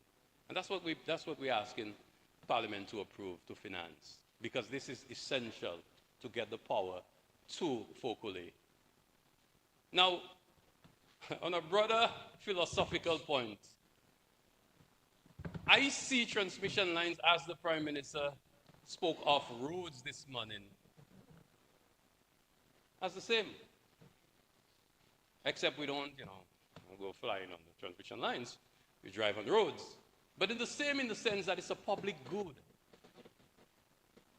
A road is a public good. We all use it equally. Nobody can tell us to pass on that part of the road, although some people claim in the sidewalk in Rosa. But anyway, that's a different matter. The Minister of National Security and those who have such responsibilities. But a public road is for public use. Transmission lines should be treated, and that is my thesis that I presented the other day in Abu Dhabi. Because I believe that countries now talking about renewable energy must talk about investment in transmission lines. So before I go to look at the details of the loan, I want to add a point that I started on this morning. But when I was just going down into it, I realized, wrong window. Like when you send in WhatsApp and you send the wrong person message. Yeah, I was actually saying what I wanted to say for this item this morning. So I was telling you this morning when we went to Barbados in 2012 for sustainable energy for all. Countries came up with much ambitions, and we were there saying we're going to have 100% renewable energy by 2020, Minister Blackmore, at the time. And the other member states, about 40 other small island states, we all had ambitions that were over 50% by 2020. All of us. But here's the thing we found out. I found it out a few years later because by that time I started doing interviews for a research paper. And I came across a civil engineer in Cape Verde. We had gone there to do a session on smart grids, smart transmission systems, smart grids. And he told me, but by the way, all these commitments you've given, if you're depending on wind and solar, you actually will not be able to do that because the systems that you have can only take about 20% of the power from wind and solar. They are not smart, they're not new, and they cannot take all these intermittent sources of power without significant storage and backup from diesel generators. I was like, whoa. So I realized. So then, moving along, we started doing research and we started doing what we call integrated resource and resilient plans for island states, looking at their renewable energy sources and what they need in order to meet their targets. So we found out that you need battery storage systems. And we found out that you need smart grids, modern grids. And then we found out that the majority of islands, even in the region, have not built a transmission system in the last 40 years. So Dominica is ahead. This is just one component, albeit. But we are the only country in the region to have a serious investment in a transmission system in recent times that will be able to be a modern transmission system on the ground and smart. And I'm talking about the independent member states in the Caribbean, CARICOM particularly, because we have seen some work done in the BVI with significant undergrounding. St. Martin has tremendous undergrounding. That's why they're able to respond so quickly after the passage of a major hurricane. The same thing in Turks and Caicos, Bermuda, and all of these British territories as well. They have those systems. But what we've seen in our neighborhood as well is that some of our neighbors who decided to go green and to include more wind and solar, like Guadeloupe and Martinique, that their national grid, the entire system, so the national grid is the whole thing, have collapsed because their grid cannot respond quickly to the vagaries of the intermittent sources. Cloud cover, no power, high power. There's another member state in the region that had a recent blackout last year, total blackout, because of the same thing. So we are making this investment to ensure that we not only have a system that is efficient to carry the power from the Rosa Valley, but it could be an opportunity to start building that kind of smart grid that if we determine eventually that we want to add intermittent sources, we will be in a better position because we'll have a more modern system. And in addition to that, we are now investing in a 6 megawatts battery storage system at Fokole. It's connected to what we're doing here in geothermal, but it is generally for the grid. It means that DOMLEC will be able to, and member for representing Fokole said that this morning. She was elated that we can get rid of some of the noisy generators. Most, if not all. The intention is to get rid of all. Because being able to bring the 10 megawatts of hydro to Fokole, we will be able to connect our 6 megawatt battery into the DOMLEC system, and that battery will be there to displace some generators that would have to always be running in the event you need extra power. So if your system trips, one of them would kick up. That battery would allow us to have power for a period of time that will allow DOMLEC to respond quickly to the problem that they may have, so that we can get rid of diesel. It means effectively that we'll be reducing the cost of electricity. And I said that last time. But I heard the Senator Parris was asking for analysis. I did some back of the envelope analysis for you last time.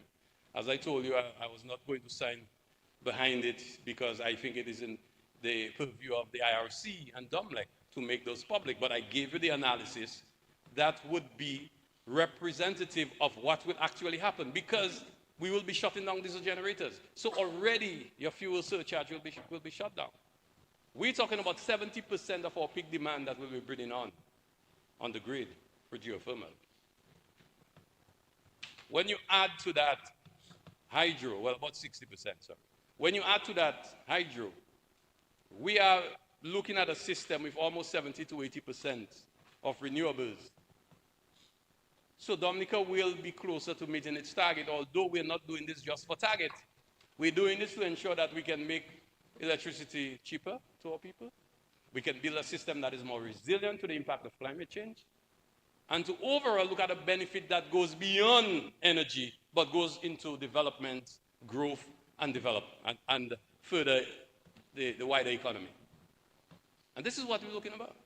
So this investment that we're making now for 100 million EC dollars, 103 million EC dollars, for that transmission system, will put us in a position for future growth.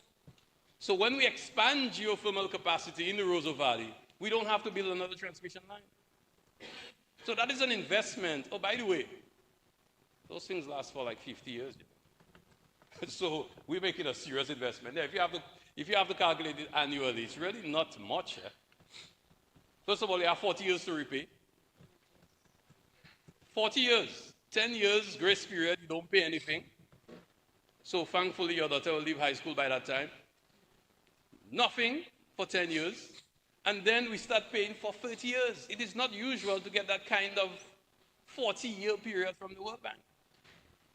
And it is because of Dominica's position, its relationship, its standing with the World Bank, that we're able to attract those terms. So we're looking at an investment that will go on for a long time. And an investment that we will have more than just 10 megawatts on in the future, or 16 with hydro. So if we decide we see an opportunity to expand hydro, if we see, and not if we see, because we are already, as I've said here before, the development of the well pads in Loda are designed to take 4 wells each. So in other words, we can multiply what we have in Loda by a factor of 4. That is what we're talking about. So you say, all the money there, but that is the initial cost. And you know how much money it costs the US government to develop nuclear energy? Sometimes we come here, we just say all kinds of things that we think the world just happened, things just happen, America developed, people going on plane, people like plenty light in New York. You think these things just happen? Governments invested in those things, The little phone you have there, you know how much things fellas spend in lab and how much money the US government was giving to universities and research institutes to develop those things? Yeah. That is how these things work until they get to commercial. Till they get to a stage where you can put them to the industry so the private sector can take it. But you're right about one thing. If this project's so good, why are we not bringing private sector? I don't know voice up, but I think Minister Blackmore made the point. If we do it so, you say no. If you do it so, you say no. So it doesn't make a difference. Because it's OMAT that's building the plant. We did not come to ask for money to build the plant. The project speaks for itself. The credibility is so high. The credibility of the government is so high that we got the best geothermal company in the world to come to Dominica and sign a contract for a project that they find is so small. It's an annoyance to them, to be honest. 10 megawatts is nothing. 10 megawatts is a joke. When you sit, so I was sitting on a panel with Kenya on one side, Ethiopia on the other side, the US there, and the EU, and when you start talking, it might go 10 megawatts. So I shall say, I don't say in 10 megawatts. I shall say, yeah, about 55% of our electricity generation will be coming from geothermal. 55%. Because when Kenya start talking about gigawatts of power, in Kairaku, the fellas have gigawatts of power of geothermal. 100 megawatts is a typical project for them. So for OMAT to come to Dominica to do a 10 megawatt plant, that is serious confidence. But I see what they see. What they see is an opportunity for expansion, an opportunity for growth, an opportunity for development. And that's why we cannot stop ourselves at Fokole, my brother. You want us to get to Wesley, you want us to get to the airport. Why you want to stop us at Fokole? This is like a road. We need to connect the power. No, we can use distributed generation, we can use solar and wind from time to time in place to place. But baseload power 24/7, always there, always ready, has to be geothermal. And we cannot waste that opportunity and not bring the power to Wesley. This is the conversation we should be having. We're going to develop this country. We're going to finish the hotels. You have the Hilton in Salisbury. You would love to see that, leader of the opposition, open. Imagine 100 young people from your community and older people as well employed at that hotel. And then you go down the road and we have the Anichi Hotel. When that is completed, then we have the Moroccan Finance Hotel. You will look at the expansion of the how we call the American Canadian Medical School. We're going down to look at a marina that will require power because the rule will be such that once you get to dock, you must connect power. And that is cheaper, cleaner power. That has to be the rule. So that you're forcing now those yachts to buy power from you. So there are opportunities for expansion, for growth. And then when you make the wrong, you get to the airport, then you're going to build an airport hotel by you there. Somewhere in Marigot, maybe all Kayambok, you might decide to build something there. So we, you're looking at the opportunities for the growth and development. And I'm saying this because we cannot sell ourselves short. We need to think big. We need to think of the transformation that we can have. When we start talking about agro-processing, we start talking about aquaculture, hydroponics. These things need power. They need energy. And if we're going to go in any large scale, we will need power. And then, here is the icing on it. We can now say truly 100% renewable power. Production from 100% renewable power. That's not just bragging rights, that can be monetized in the international community. So we need to see this as a major piece of infrastructure. But as I say, this should be seen as a public good. A public good that has to be financed by the people. And I agree with you, and I maybe not agree with the dots you try to connect, Senator Paris. But yes, indeed, it should be the taxpayers who pay and not the ratepayers. There should be a distinction because this should be treated like any road. We don't have toll roads in Dominica.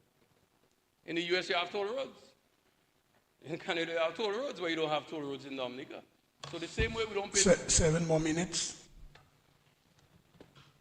Thank you, Mr. Speaker. But, Mr. Speaker, before I conclude, I want to respond to a few things, but it'll also give me the opportunity to clarify or to continue some points that I wanted to raise. But I will start by this. What happens with DOMLEC? How does this work? So a few years ago, when we first conceptualized the transmission system project, I remember we decided that we need, well, first I should say the conditionalities of the World Bank are such that the transmission system will always belong to the people of Dominica. It belongs to the government on the behalf of the people of Dominica. So the transmission system cannot be sold, cannot be transferred. But we can allow, in this case, DOMLEC, to manage it for us.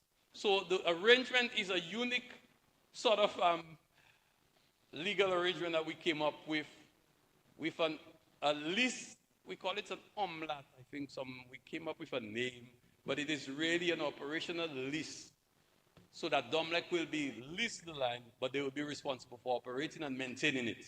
So that is what we came up with. We have prepared the framework for that. We had the legal documents written up.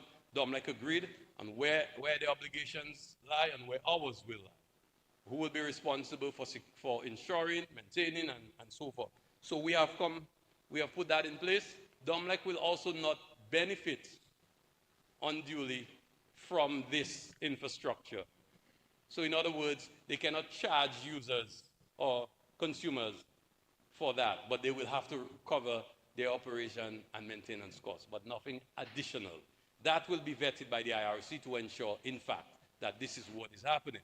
But the question, very important question, came up about the future of DOMLEC and the lack of, not distribution, they will always have, not will always have, but they have a monopoly on distribution and transmission for 25 years.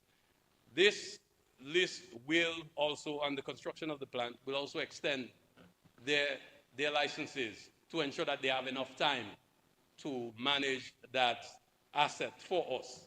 So they have a monopoly in it. What it will affect is their generation capacity. And that is something that we have taken into consideration a very long time ago. We've had a lot of discussions on that, and I mentioned that last time in the Parliament. But it will, in fact, affect their generation capacity. So we need to have some conversations around that. This is why the preference has always been to train the operators on the diesel generators for geothermal so that they can find employment there as we do generation there. Albeit it will be less, should I say, manual. It's more automated. The geothermal plant is more automated than perhaps what our operators do at DOMLEC, but that is a discussion we're having. With regards to how we treat with shareholders, the point about business plan, I think one of my colleagues, Minister Defoe, explained that very well. I don't think we need to go through all that discussion about business plan and project plan. That thing has gone through the strongest of scrutinies from social and environmental impact assessment to the actual operationalization of the arrangement between government and DOMLEC, and also obviously the ability of the government to repay. That is not being questioned. The shareholders, again, it's an asset that DOMLEC will be managing. They will be paid to manage the asset, and therefore this will have no impact on them one way or the other. It will just be more work, but they will be paid for that work. So in other words, they will recover the operation and maintenance costs, which is very small really when you look at it, but they will be compensated for that. So that is something that is well taken account of. Now, again, I think I have responded to most of these points, and I'm not sure if there's anything else that I can add to the discussion, but except to say that earlier this year, we went to tender.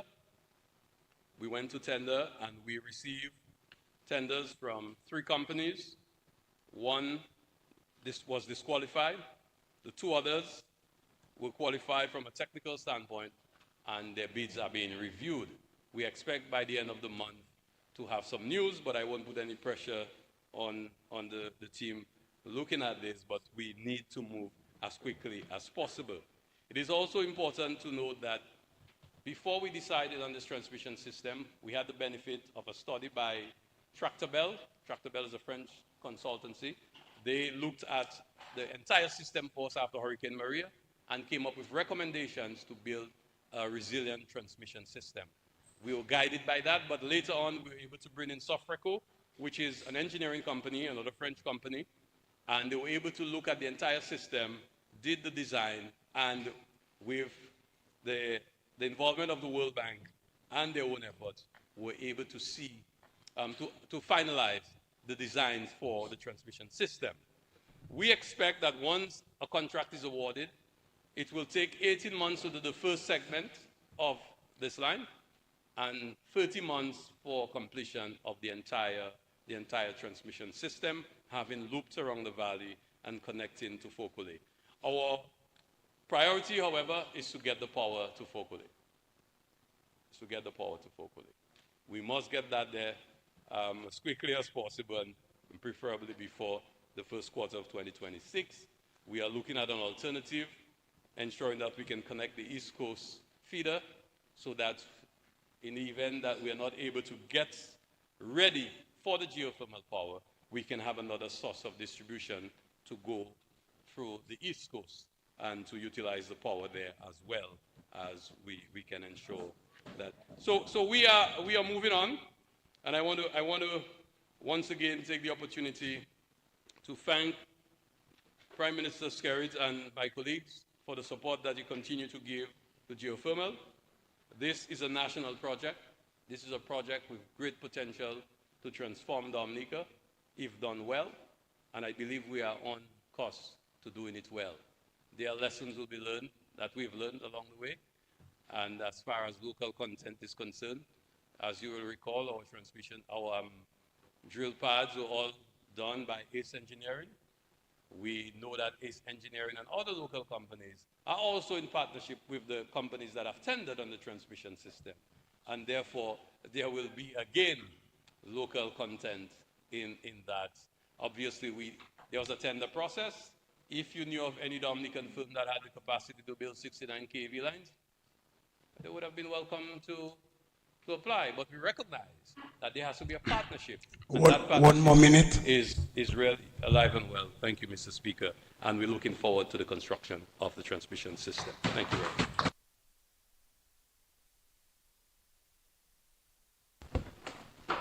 Yes, Honorable Prime Minister, you may proceed. Thank you, Mr. Honorable Speaker. The interest rate or the terms for this loan is 0.75% per annum. The commitment charge of 0.5%, half of 1% per annum. Repayment 60 semi-annual installments commencing May 15, 2034, and a grace period of 10 years. I do not believe that one can get those terms anywhere else in the world, Mr. Speaker. Anywhere else in the world. And I think these are good terms for the loan. Outside of that would be a grant.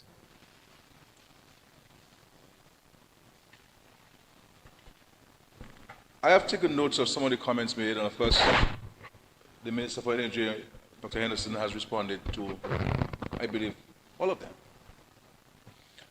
But you know, sometimes we in Dominica, we say there's no foreign investment. No foreign investment. We're the investors. And then when the investors come, we say, why do we need these people to come in Dominica to invest? Why not somebody else? The reality is, OMAT is bringing monies from out of Dominica into Dominica to build the geothermal plant. If you do not have them to invest, and the government were to own the plant and to build the plant, it means therefore I would have to be here for another loan to build the plant. And more than likely, a plant like that would require to get commercial rates, because institutions will not recognize it as a public good. It be seen as a commercial investment. So you're talking about 10 and 12 and 15% when you take all of the other variables added to the terms. So we welcome the investments and the technology that they're bringing in to Dominica, the know-how and the capacity they're bringing to Dominica. That will allow us to have the geothermal plant and allow us to have access and benefit from cheaper energy. That's the ultimate goal. And with that ultimate goal of cheaper energy spurs a number of things. More investments, especially in agro-processing. The hotels will be cheaper to run. And therefore, a better and bigger return for the investors who can now reinvest and expand and build bigger properties and or investment in other areas of endeavor. With the move by the Ministry of Agriculture, the government to move into more use of technology in agriculture, we're going to see some benefits in there. There are many parts of Dominica where you need electricity or energy to power the water systems. Domlec, 24/7. They can't turn it off because you will get water at your homes. So one can appreciate the multiplicity of benefits that this investment will bring into our country. And they speak about Domlec, what's going to happen to Domlec. And it was fortuitous that we went ahead as a government and acquired the majority shares in Domlec. Because this has placed the country in a better position to advance this very important geothermal project.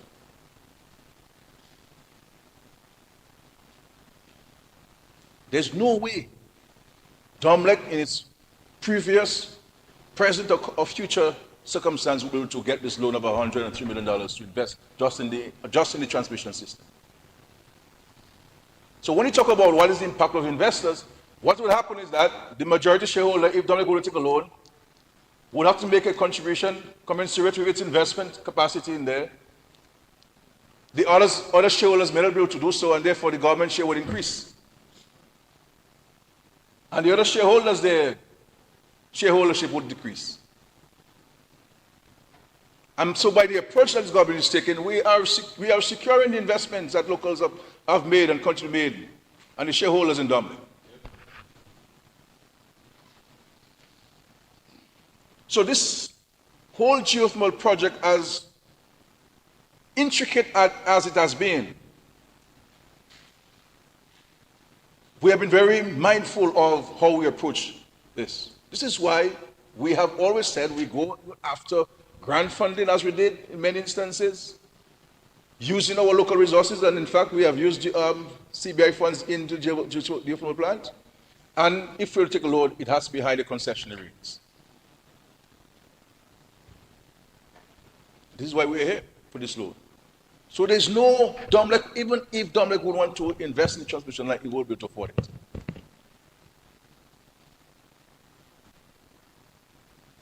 And the point on sale of shares in the Dominican Geothermal Development Company, at some point we'll put the shares to the Dominican public. So at some point it will come.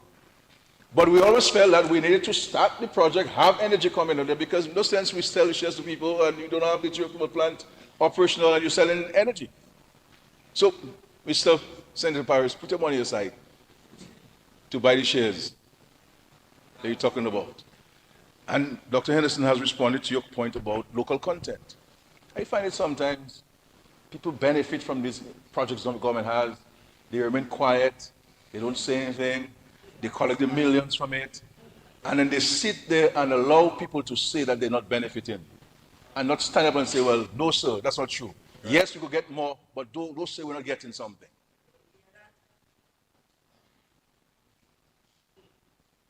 So far, the majority of money that we have spent on geothermal has gone to local companies.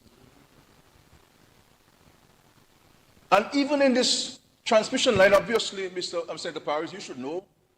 And if you do not know, instead of making a statement, you ask a question. That when you get money from these international financial institutions, they have their procurement rules. They have the pre-qualification requirements. And it's not because you are a company that you cannot bid. No. There are requirements. This is why you will have people applying. It's just like a job. A job requires X. If you do not X and you apply, you'll never get an interview. But if you have what it takes to, the financials that you require, the number of years of existence as a company, projects that you have done, your human resources, your skill set at your disposal, there are a number of variables that one has to make. So what local companies do sometimes, in many of these projects that you think is only international companies have it, is that there is a relationship. There is a relationship. And in most of these cases, what these international companies do is just send a few engineers down, but the bulk of the work is done by local people, by local companies. Because that local company doesn't have the capacity to tender for the project, but they can be the subcontractor. They can be a subcontractor. And a number of these big projects we have, that's what happens in many of these instances. Where they don't qualify, they join forces. And they're able to benefit from this. And so it's a matter for us, Senator Parish, to position ourselves always. And even in here in Dominica, sometimes I find that local contractors don't join forces enough. Instead of each of us having a little construction company, why can't you have a big national construction company in the private sector?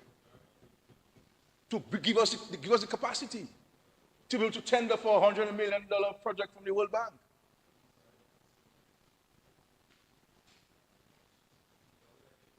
That would help.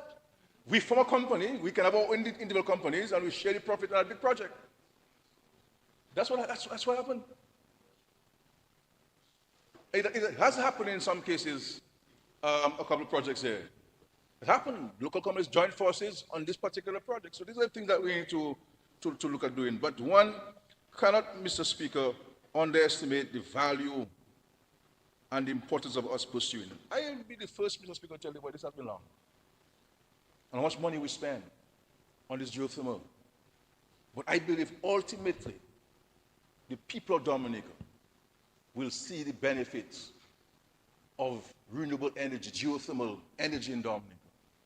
And that is what this is like our march to build an international airport for way back during the DUPP days of Frank Barron. We spoke of an international airport.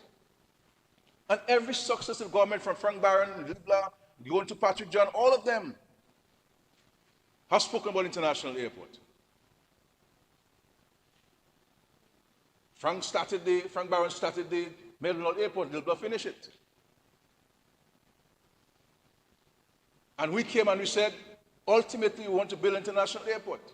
But in the short to medium term, we shall introduce night landing in Dominica.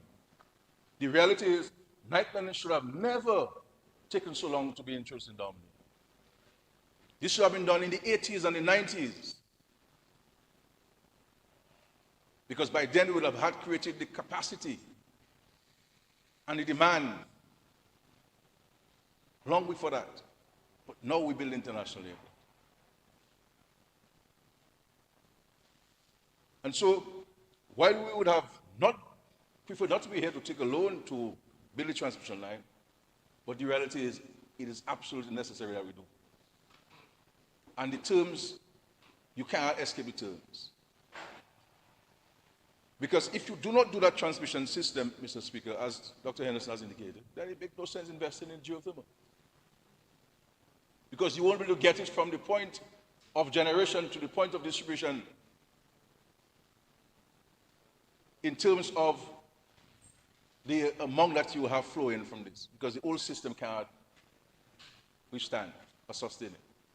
And even before the geothermal, we've been talking about changing the transmission lines in Dominica, you know. Long of the line losses, and the line losses are passed on to the consumers. Heavy line losses are passed on to your consumer bill, to your Dominic bill for years. For years.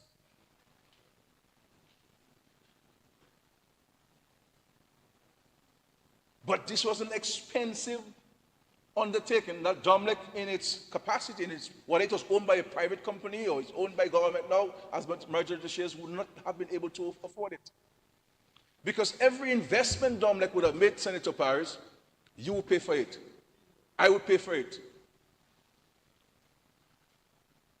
The hotels will pay for it because they'll pass on the cost to you. We are seeking as a government that the investments we're making by way of financial investments in the geothermal are not all passed on to the consumers. And this is why we're going about it a very deliberate, very sensitive and sensible and smart way of getting this geothermal project going. I will be first to say to you, Mr. Senator Paris and Member of Marigot, that we believe that the international community should have been really the ones underwriting this investment was by way of a grant. By way of a grant. But the reality is, there are many things that we have to do by ourselves and for ourselves. And if we're to wait for this grant to come, then it will be the 44 years when we're starting to repay. Starting to repay.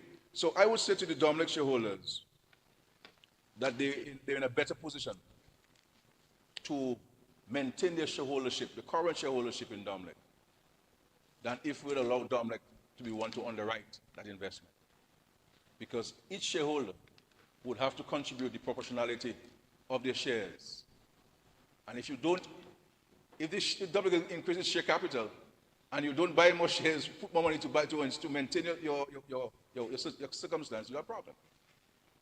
This is what we had in National Bank. We don't want to own 60 or 70% National Bank. As a matter of fact, I instructed Minister of Finance to sell shares to the public soon from the National Bank and go back to the 49% or the 50%.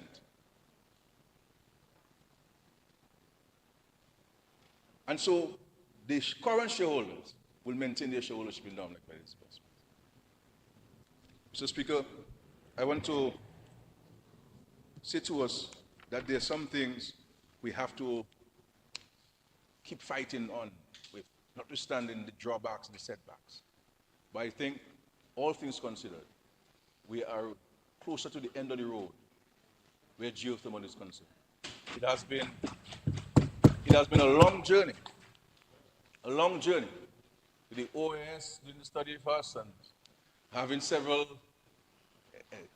engagements. Vincent Knight, the Minister of Energy, traveling to Paris a couple of times to speak to shareholders, to save the investment interest in this company, speaking to Agence Française de Développement to negotiate for some grants and for some loans to invest and so on. It has been a journey. But a journey that's worth it, and I believe, Mr. Speaker, with this loan, we are at the end of it. We are at the end of it. The tender went out, bids are in. And OMAT now is itself engaging in its own procurement processes so that both can start at the same time and end at the same time. So that once the geothermal plant is constructed, the transmission lines will be in place, and voila.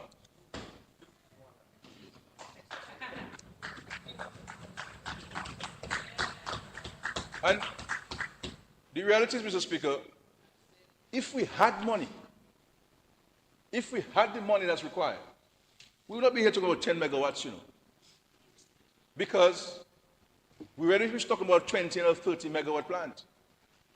Because we have to anticipate, we are anticipating the demand, the increased demand. With all of the investments we're making in Dominic. All of the investments we're making in Dominic. Because all of those investments we're making are going to be heavy consumers of energy. And we cannot be in a situation where we have issues of load shedding. And so, yes, we're doing the first 10 megawatt plant, but there's capacity for more. And we're positioning ourselves with these transmission lines for that expectation of more. And we will see how we can engage OMA to see how they can even increase as the demand goes within that 25 years. So it's not a static situation of 10 megawatts, no. We're starting at 10. Remember there was 7, we moved to 10. And we're moving ahead of that, Mr. Speaker. And we're confident, by the grace of God, we will see those investments. So we're at the end of the road. We're at the end of the road. The baby has been born, for Marigold. But we have to take care of the baby. And walk the baby to school, the child to school, etc., etc. And celebrate his or her birthdays.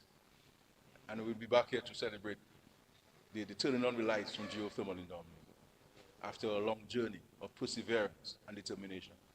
And when people speak about what is government's plan and economic plan and social plan for Dominica, we've always spoken about this in a comprehensive, structured manner of energy, air access, improvement to infrastructure, ensuring that every child has opportunity at school and education, improve healthcare by building up new facilities, training more doctors, introducing more and advanced equipment. What we have to improve in Dominica, all of us, is our attitude towards each other, our attitude towards our job and our responsibilities. And I believe if we were to address this, the country is sweeter rather. Sweeter. And let us have a more positive outlook of ourselves and our country. Because there are some who believe that over there is greener pastures and so forth. There are no greener pastures anywhere in this world. Maybe more opportunities in some areas than other areas. But there are children in America who were born in America who have to drop out of school because they cannot pay the student loans. Yeah, thousands, hundreds of thousands of young American children who can't go to school because they can't access additional loans. And there are thousands of Dominicans who we have trained who do not owe the bank $1.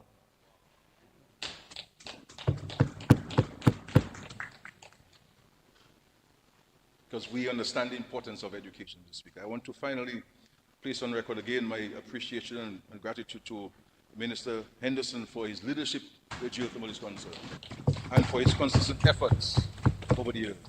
I want to thank Mr. Fred John. Many people don't know him because if you see him, you don't know him. He's more in the background. But an extraordinary Dominican with tremendous capacity. This is the guy who was in America enjoying his life and so forth, I believe, and decided to come back to Dominica to share with Dominica his knowledge and the skills that he acquired over there. So we're prepared to engage Dominicans in diaspora who are prepared to come to Dominica to live and to work. We have Mr. Samuel Johnson, who is the CEO of International Airport Development Company. So we have people who are here. Mr. Case of the IRC, Dominican guy working, advising the government on the regulation of rates. And on the geothermal plant, if you go there, you'll meet a gentleman, Mr. Ilwa from Laplane. These are the people who are going to be running the plants and providing the advice and the guidance. So we're prepared to engage any Dominican who is prepared to come to Dominica to work and to make a contribution. And so I salute who is sitting there. Maybe, sir, I would allow you to stand, you know, so people can see you. Let the camera capture you.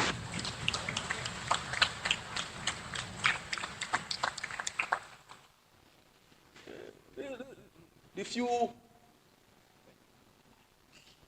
keyboard junkies on one's Facebook and so on who have 15, the same person with 15 names and so forth. These are the people, these are the real people. The real serious, constructive people who don't hear, but they do so many positive things with Dominica. We have some people, Dominica this, Dominica that, Dominica this, they go and show a pothole, but they won't show you $127 million what we did in the East. Negative. But thank God we have more positive people around in this country who are working to build this country. Working to build this country. And I look forward to us working together towards continuing building the country. And we take note of all the points. I must be, you guys are nice people. I don't know what you guys decide there, you know. No, you're okay. You guys okay. Two of you okay. There's got people outside. You understand what I'm saying? But, Mr. Speaker, like this, all of us, we can say what would do this $100 million. Many people, I see parents when you say, boy, because you smoke the constituency. Yeah, boy, scary boy, Vince boy, show boy, We're going to take a 50 and give us a 500. No. But this is something that will benefit every single village, every single house, every single person in Dominica, no matter where in Dominica you're residing, Mr. Speaker. And finally, I have some news for us in Dominica. That another major project that only labor can deliver, and only labor will deliver, we'll have a groundbreaking ceremony by the grace of God on May 25th. It's a Saturday for the groundbreaking ceremony of the marina in Portsmouth.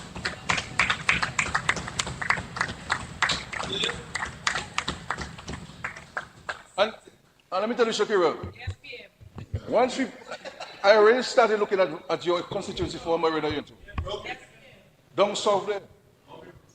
So we started discussing that already. Something, not something happening, some things happening in Dominic. Some things happening in Dominic. Notwithstanding the challenges we face, Mr. Speaker, we're looking at big ticket items that once they're completed, the little problems, the little challenges you have will go away. It's like a 5-burner stove, but 4 working. That's what it is. Big things. The next big things you will have is the cruise ship village and the new port that we will be placing at Canefield Industrial Site. And so when we get these things, the marina, the international airport, geothermal coming in there, Mr. Speaker. You have the cruise ship village. You have the new cargo port with the technology, modern technology that you require. And all of these hotels that we're building finally open.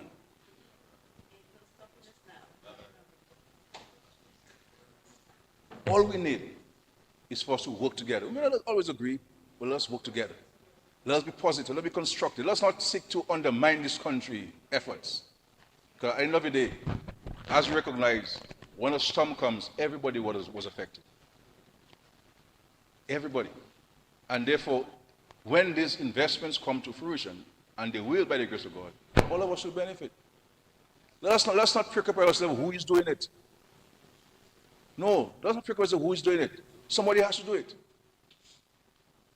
But let's all play our part in getting it done eventually, so that we can all benefit from this, Mr. Speaker. This is a great day for Dominica.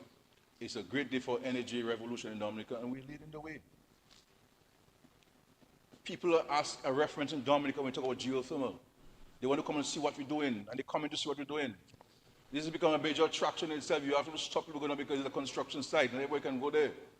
People come in to look at it because they can't understand how a small country like this, that is so vulnerable to external shocks and natural disasters, is so ambitious. Similar to when we went a few days after the hurricane at the United Nations and declared that we were going to build the world's first climate resilient nation in the world. We have to think big. We have to think big. This is why I'm challenging young professionals in Dominica. Let's not engage ourselves in negativism. The Lord has given you a qualification. It's an investment. Use it. There's money in the bank. The bank and the credit unions do not know what to do with money. They're liquid.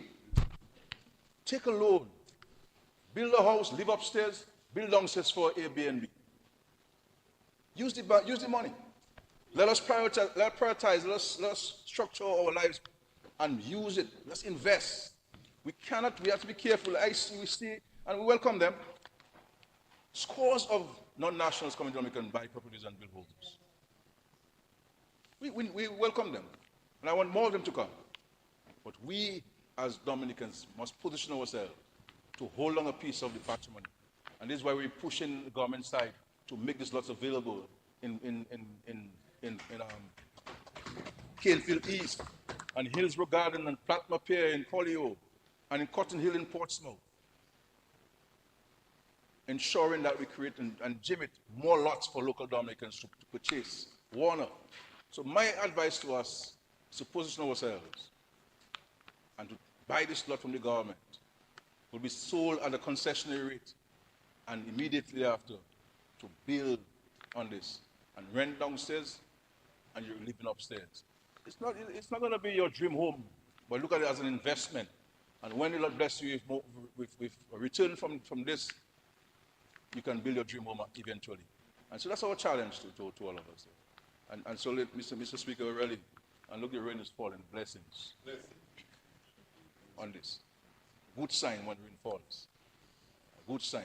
And I see the member for Solvay saying, you're scared, I agree with you, I agree with you, yes. Labour got 12, I'm scared. I agree with you. She's trying to tell me scared. I can't say it publicly, but you can see it.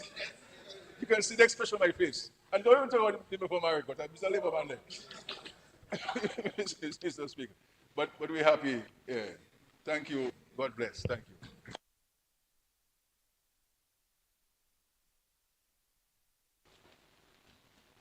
Mr. Speaker, I stand to wind up the debate on the authorization for credit facility from the International Development Association to finance the development of a new electricity transmission network. With all the deliberations that have gone on so far, there really isn't much more I can say, except that just to continue a little bit from where I left out this morning when I was just explaining that the road to development is roads, and where I was saying this is just part of the modern economic infrastructure that this government is building. Likewise, that's regarding the physical infrastructure and roads, but also it involves the communication. It also involves the digital system that we're setting up. All that is part of the modern economic infrastructure. It also involves the technology that we've put into health, whether it's our cardiovascular imaging center, whether it's all lithotripsy in our urology department, whether it's all the hydroponics for agriculture, and our tissue lab and our agricultural science building, whether it's the skills audit that we're getting done, and whether it's the bigger picture of the Goodwill Secondary School to provide all the skilled labor for all these different development programs that we have going on. And whether it's the Domino data system that I mentioned, is home, that platform which will help us in terms of deciding our land use and in terms of warning us in terms of disasters, etc., and just to optimize the land available. So that is the technology part involved in all this modern economic infrastructure. Obviously, the resilience part we've spoken about in many different times. This morning I mentioned the DOMCREP, and also by the end of the year through the GCF, we'll get the final go-ahead for our national financing vehicle, which is important because we need concessional financing to address all our climate issues. Also, the Integrated Coastal Zone Management Project, which is a $40 million project. All that is to deal with the coastal resilience aspect in all our different communities.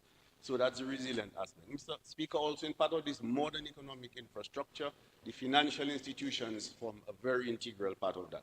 So later in the proceedings, we have to bring up the OECD and the Tax Information Act, which we'll get later. But obviously our FIU, our FSU, and all the monetary and the financial institutions, that is also part of that modern economic infrastructure that we're speaking about. Mr. Speaker, the tourism part, whether it's the hotels, whether it's developing the different products that we have, whether it's the cable car that we have in, that is also part of this modern economic infrastructure. And then, Mr. Speaker, obviously, the icing on all of this, as I mentioned earlier, will be the international airport. But important to recognize that energy is part of that modern economic infrastructure.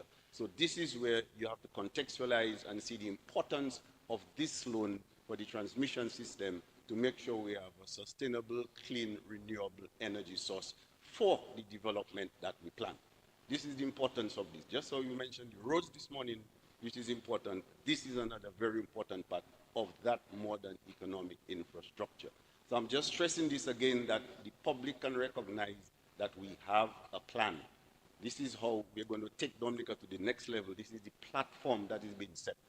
This is the vision that this government has, and this is the leadership that this government has that is putting everything in place for us. And Mr. Speaker, while we're doing all of this, it's important to note that we haven't forgotten the vulnerable and less fortunate among us. So our public assistance program still goes because we recognize that some of us may be in positions that we need help, and we haven't forgotten that. So some might say, well, we're spending so much money on all of this. But with all of this, we still haven't forgotten the less fortunate among us. And that is important, that this is the government that puts people first, so we can move ahead with all these agendas, but we don't forget the less fortunate and vulnerable. And that is important, Mr. Speaker, very, very important. A point was made a while ago about the social security, etc. But it would be interesting to know that the contributions have been increasing. They only increase because you have more people working. So we should take that into context as well.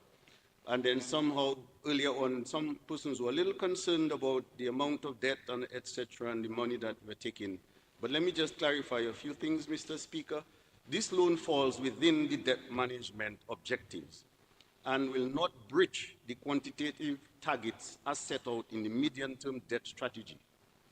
So that is important. So someone might be thinking, well, we're taking another loan, etc., etc. But this is within our medium-term debt strategy. So for instance, Mr. Speaker, the average time to maturity is above 9 years. That is within our medium-term debt strategy.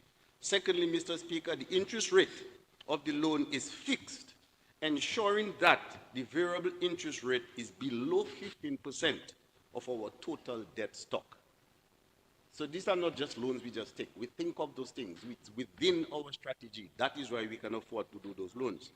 And Mr. Speaker, since the loan is denominated in SDR, special drawing rights, and payable in US dollars, this does not pose any significant exchange rate risk, as the US dollar is pegged to the XDD at 2.7. So, Mr. Speaker, we're well within our range, within our capacity in terms of our medium debt strategy. So the public should not be concerned, as being brought across, that is more loans and our children have to pay for it. But obviously, these loans are going to bring benefits. That's where the economic transformation is going to take place. So you have to spend to get something. If you don't spend, you're not going to get anything. So you have to look at it from that point of view and see that, yes, this takes planning, this is strategy, and this is what this government is all about. I think everything else has been explained from the technical point of Dr. Anderson, and the Prime Minister laid out all the different points and clarified all the different issues. So, Mr. Speaker, having said this, I think I'm pretty happy that all the different contributors were very much in favor of this loan, and the little questions that were asked, I think they've been clarified well enough. So it's time for us to move forward. Time for us to just get to that silver lining, Mr. Speaker. So we're well on our way, very well on our way. Thank you.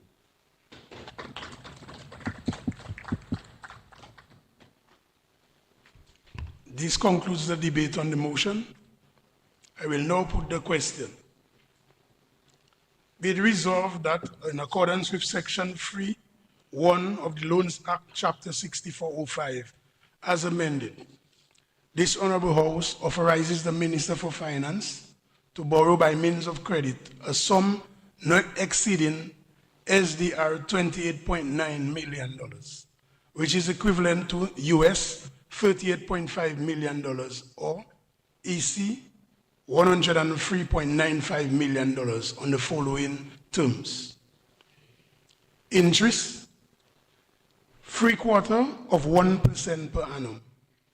Commitment charge, 1/2 of 1% per annum. Repayment, 60 semi-annual installments commencing May 15th, 2034. Grace period, 10 years. To finance the installation of a new electricity transmission network from the Roseau Valley to Dominica Electricity Services Limited Dominic Distribution Substation at Funkole. Those in favor? Those against? The motion has been approved.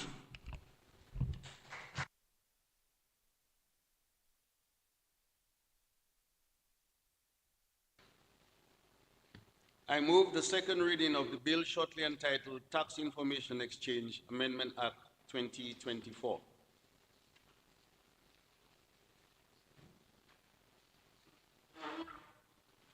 Seconded, Mr. Speaker.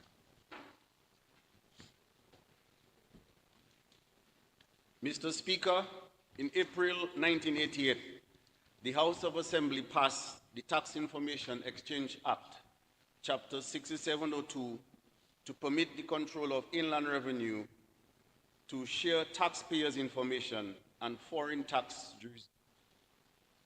information with foreign tax jurisdictions in instances where the government of Dominica and the foreign tax jurisdiction have entered into an agreement to share information regarding each other's taxpayers. In 2002, the government of Dominica gave its commitment to support the Organization of Economic Cooperation and Development, that's the OECD, with its work on harmful tax practices by committing to the principles of transparency and effective exchange of information relevant to tax matters upon request.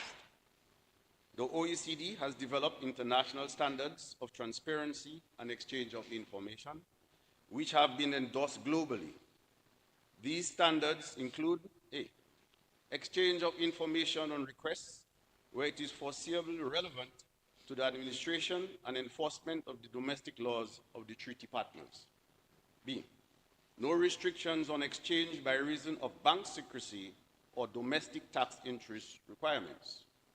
C, availability of reliable information and powers to obtain it. D, respect for taxpayers' rights and strict confidentiality of information exchanged. The OECD has developed a list of criteria which is used to measure countries' performance.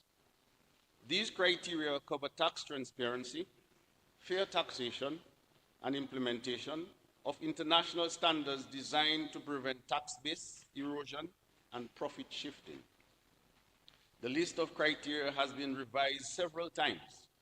To ensure compliance with the criteria, the European Union established a list of non-cooperative jurisdictions for tax purposes in December 2017.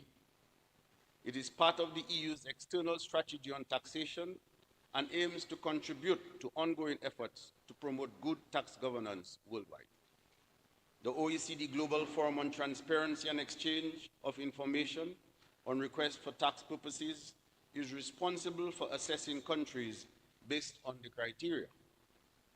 Mr. Speaker, upon conclusion of Dominica's supplementary Phase 2 assessment in November 2023, Dominica was adjudged to be largely compliant.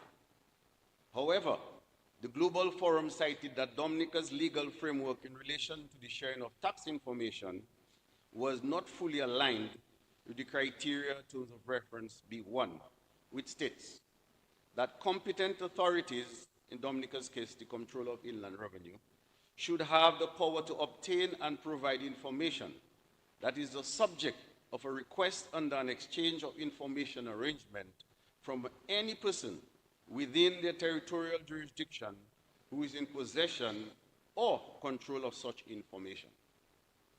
Based on review of our legislation, it was determined that the definition of items subject to legal privilege in Section 2 of the Tax Information Exchange Act, Chapter 6702, should be amended to fully align with the OECD criteria. Therefore, the draft bill which is being presented to the House today proposes to amend paragraph B of the definition of items subject to legal privilege by deleting the words "or" between such attorney at law or his client or any such representative and any other person.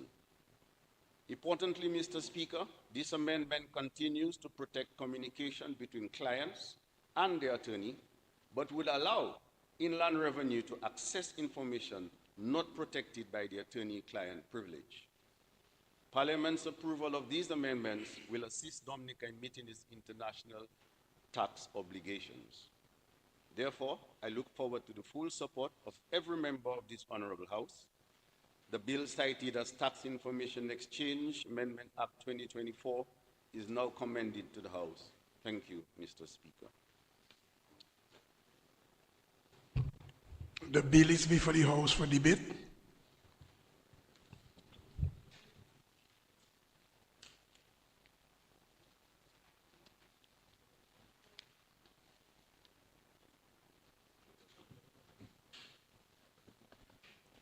Mr. Speaker, this is pretty much a straightforward bill, and The OECD, that's the Organization for Economic Development, Cooperation and Development.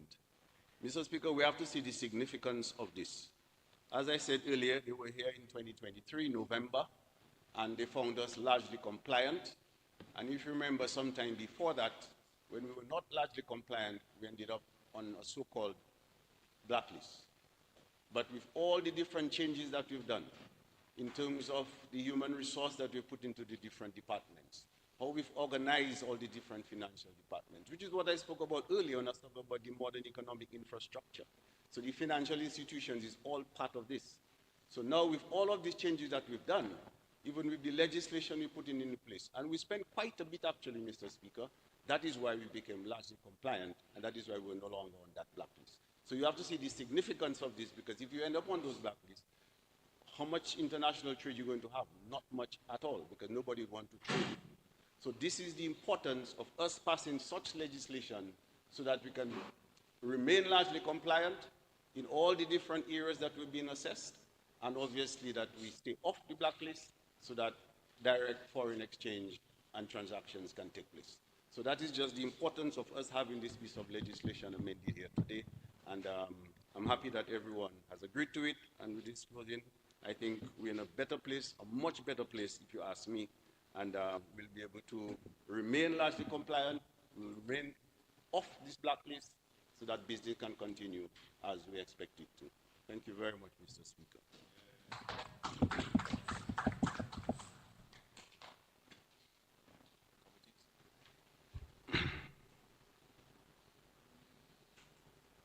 So this concludes the debate.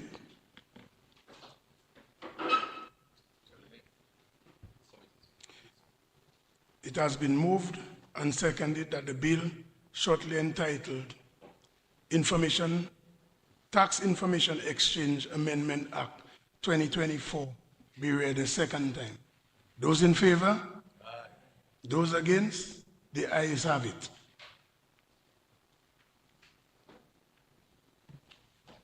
Tax Information Exchange Amendment Act 2024.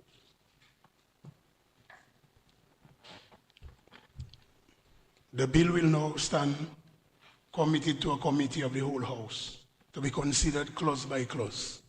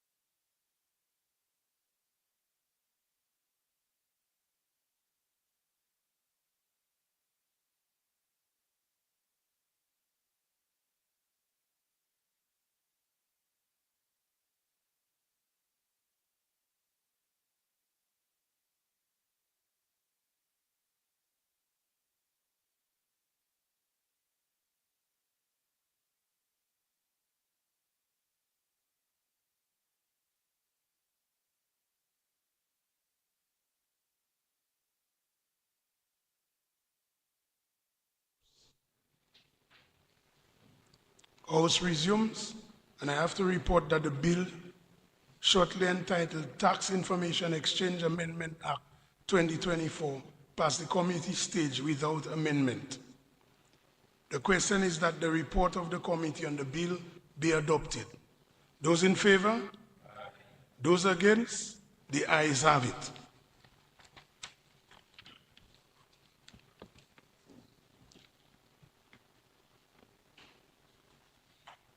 No. Mr. Speaker, I move that the bill shortly entitled Tax Information Exchange Amendment Act 2024, be read a third time and passed. Second, Mr. Speaker. It has been moved and seconded that the bill shortly entitled Tax Information Exchange Amendment Act 2024 be read a third time and passed. Those in favor? Aye. Those against? The ayes have it. Tax Information Exchange Amendment Act 2024. The bill has been read a third time and passed accordingly.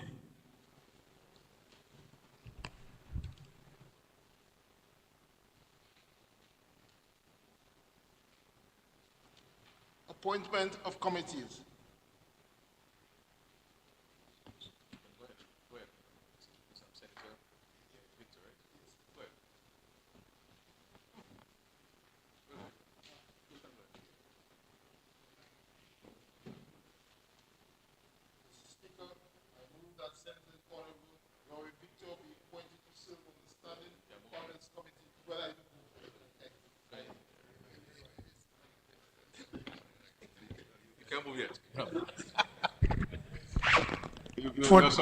I thought you were asking the opposition leader to move the motion.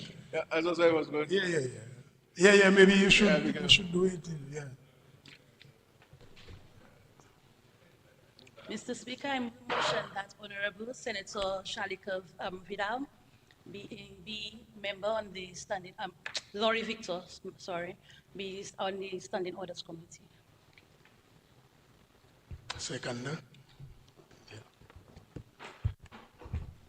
It has been moved and seconded that the Honorable Senator,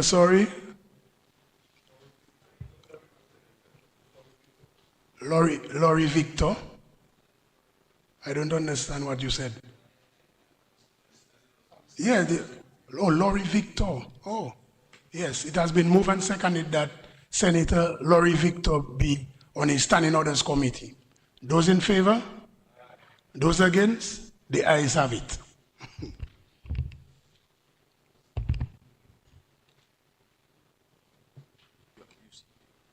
You ready? Mr. Speaker, I move that the House be adjourned second line.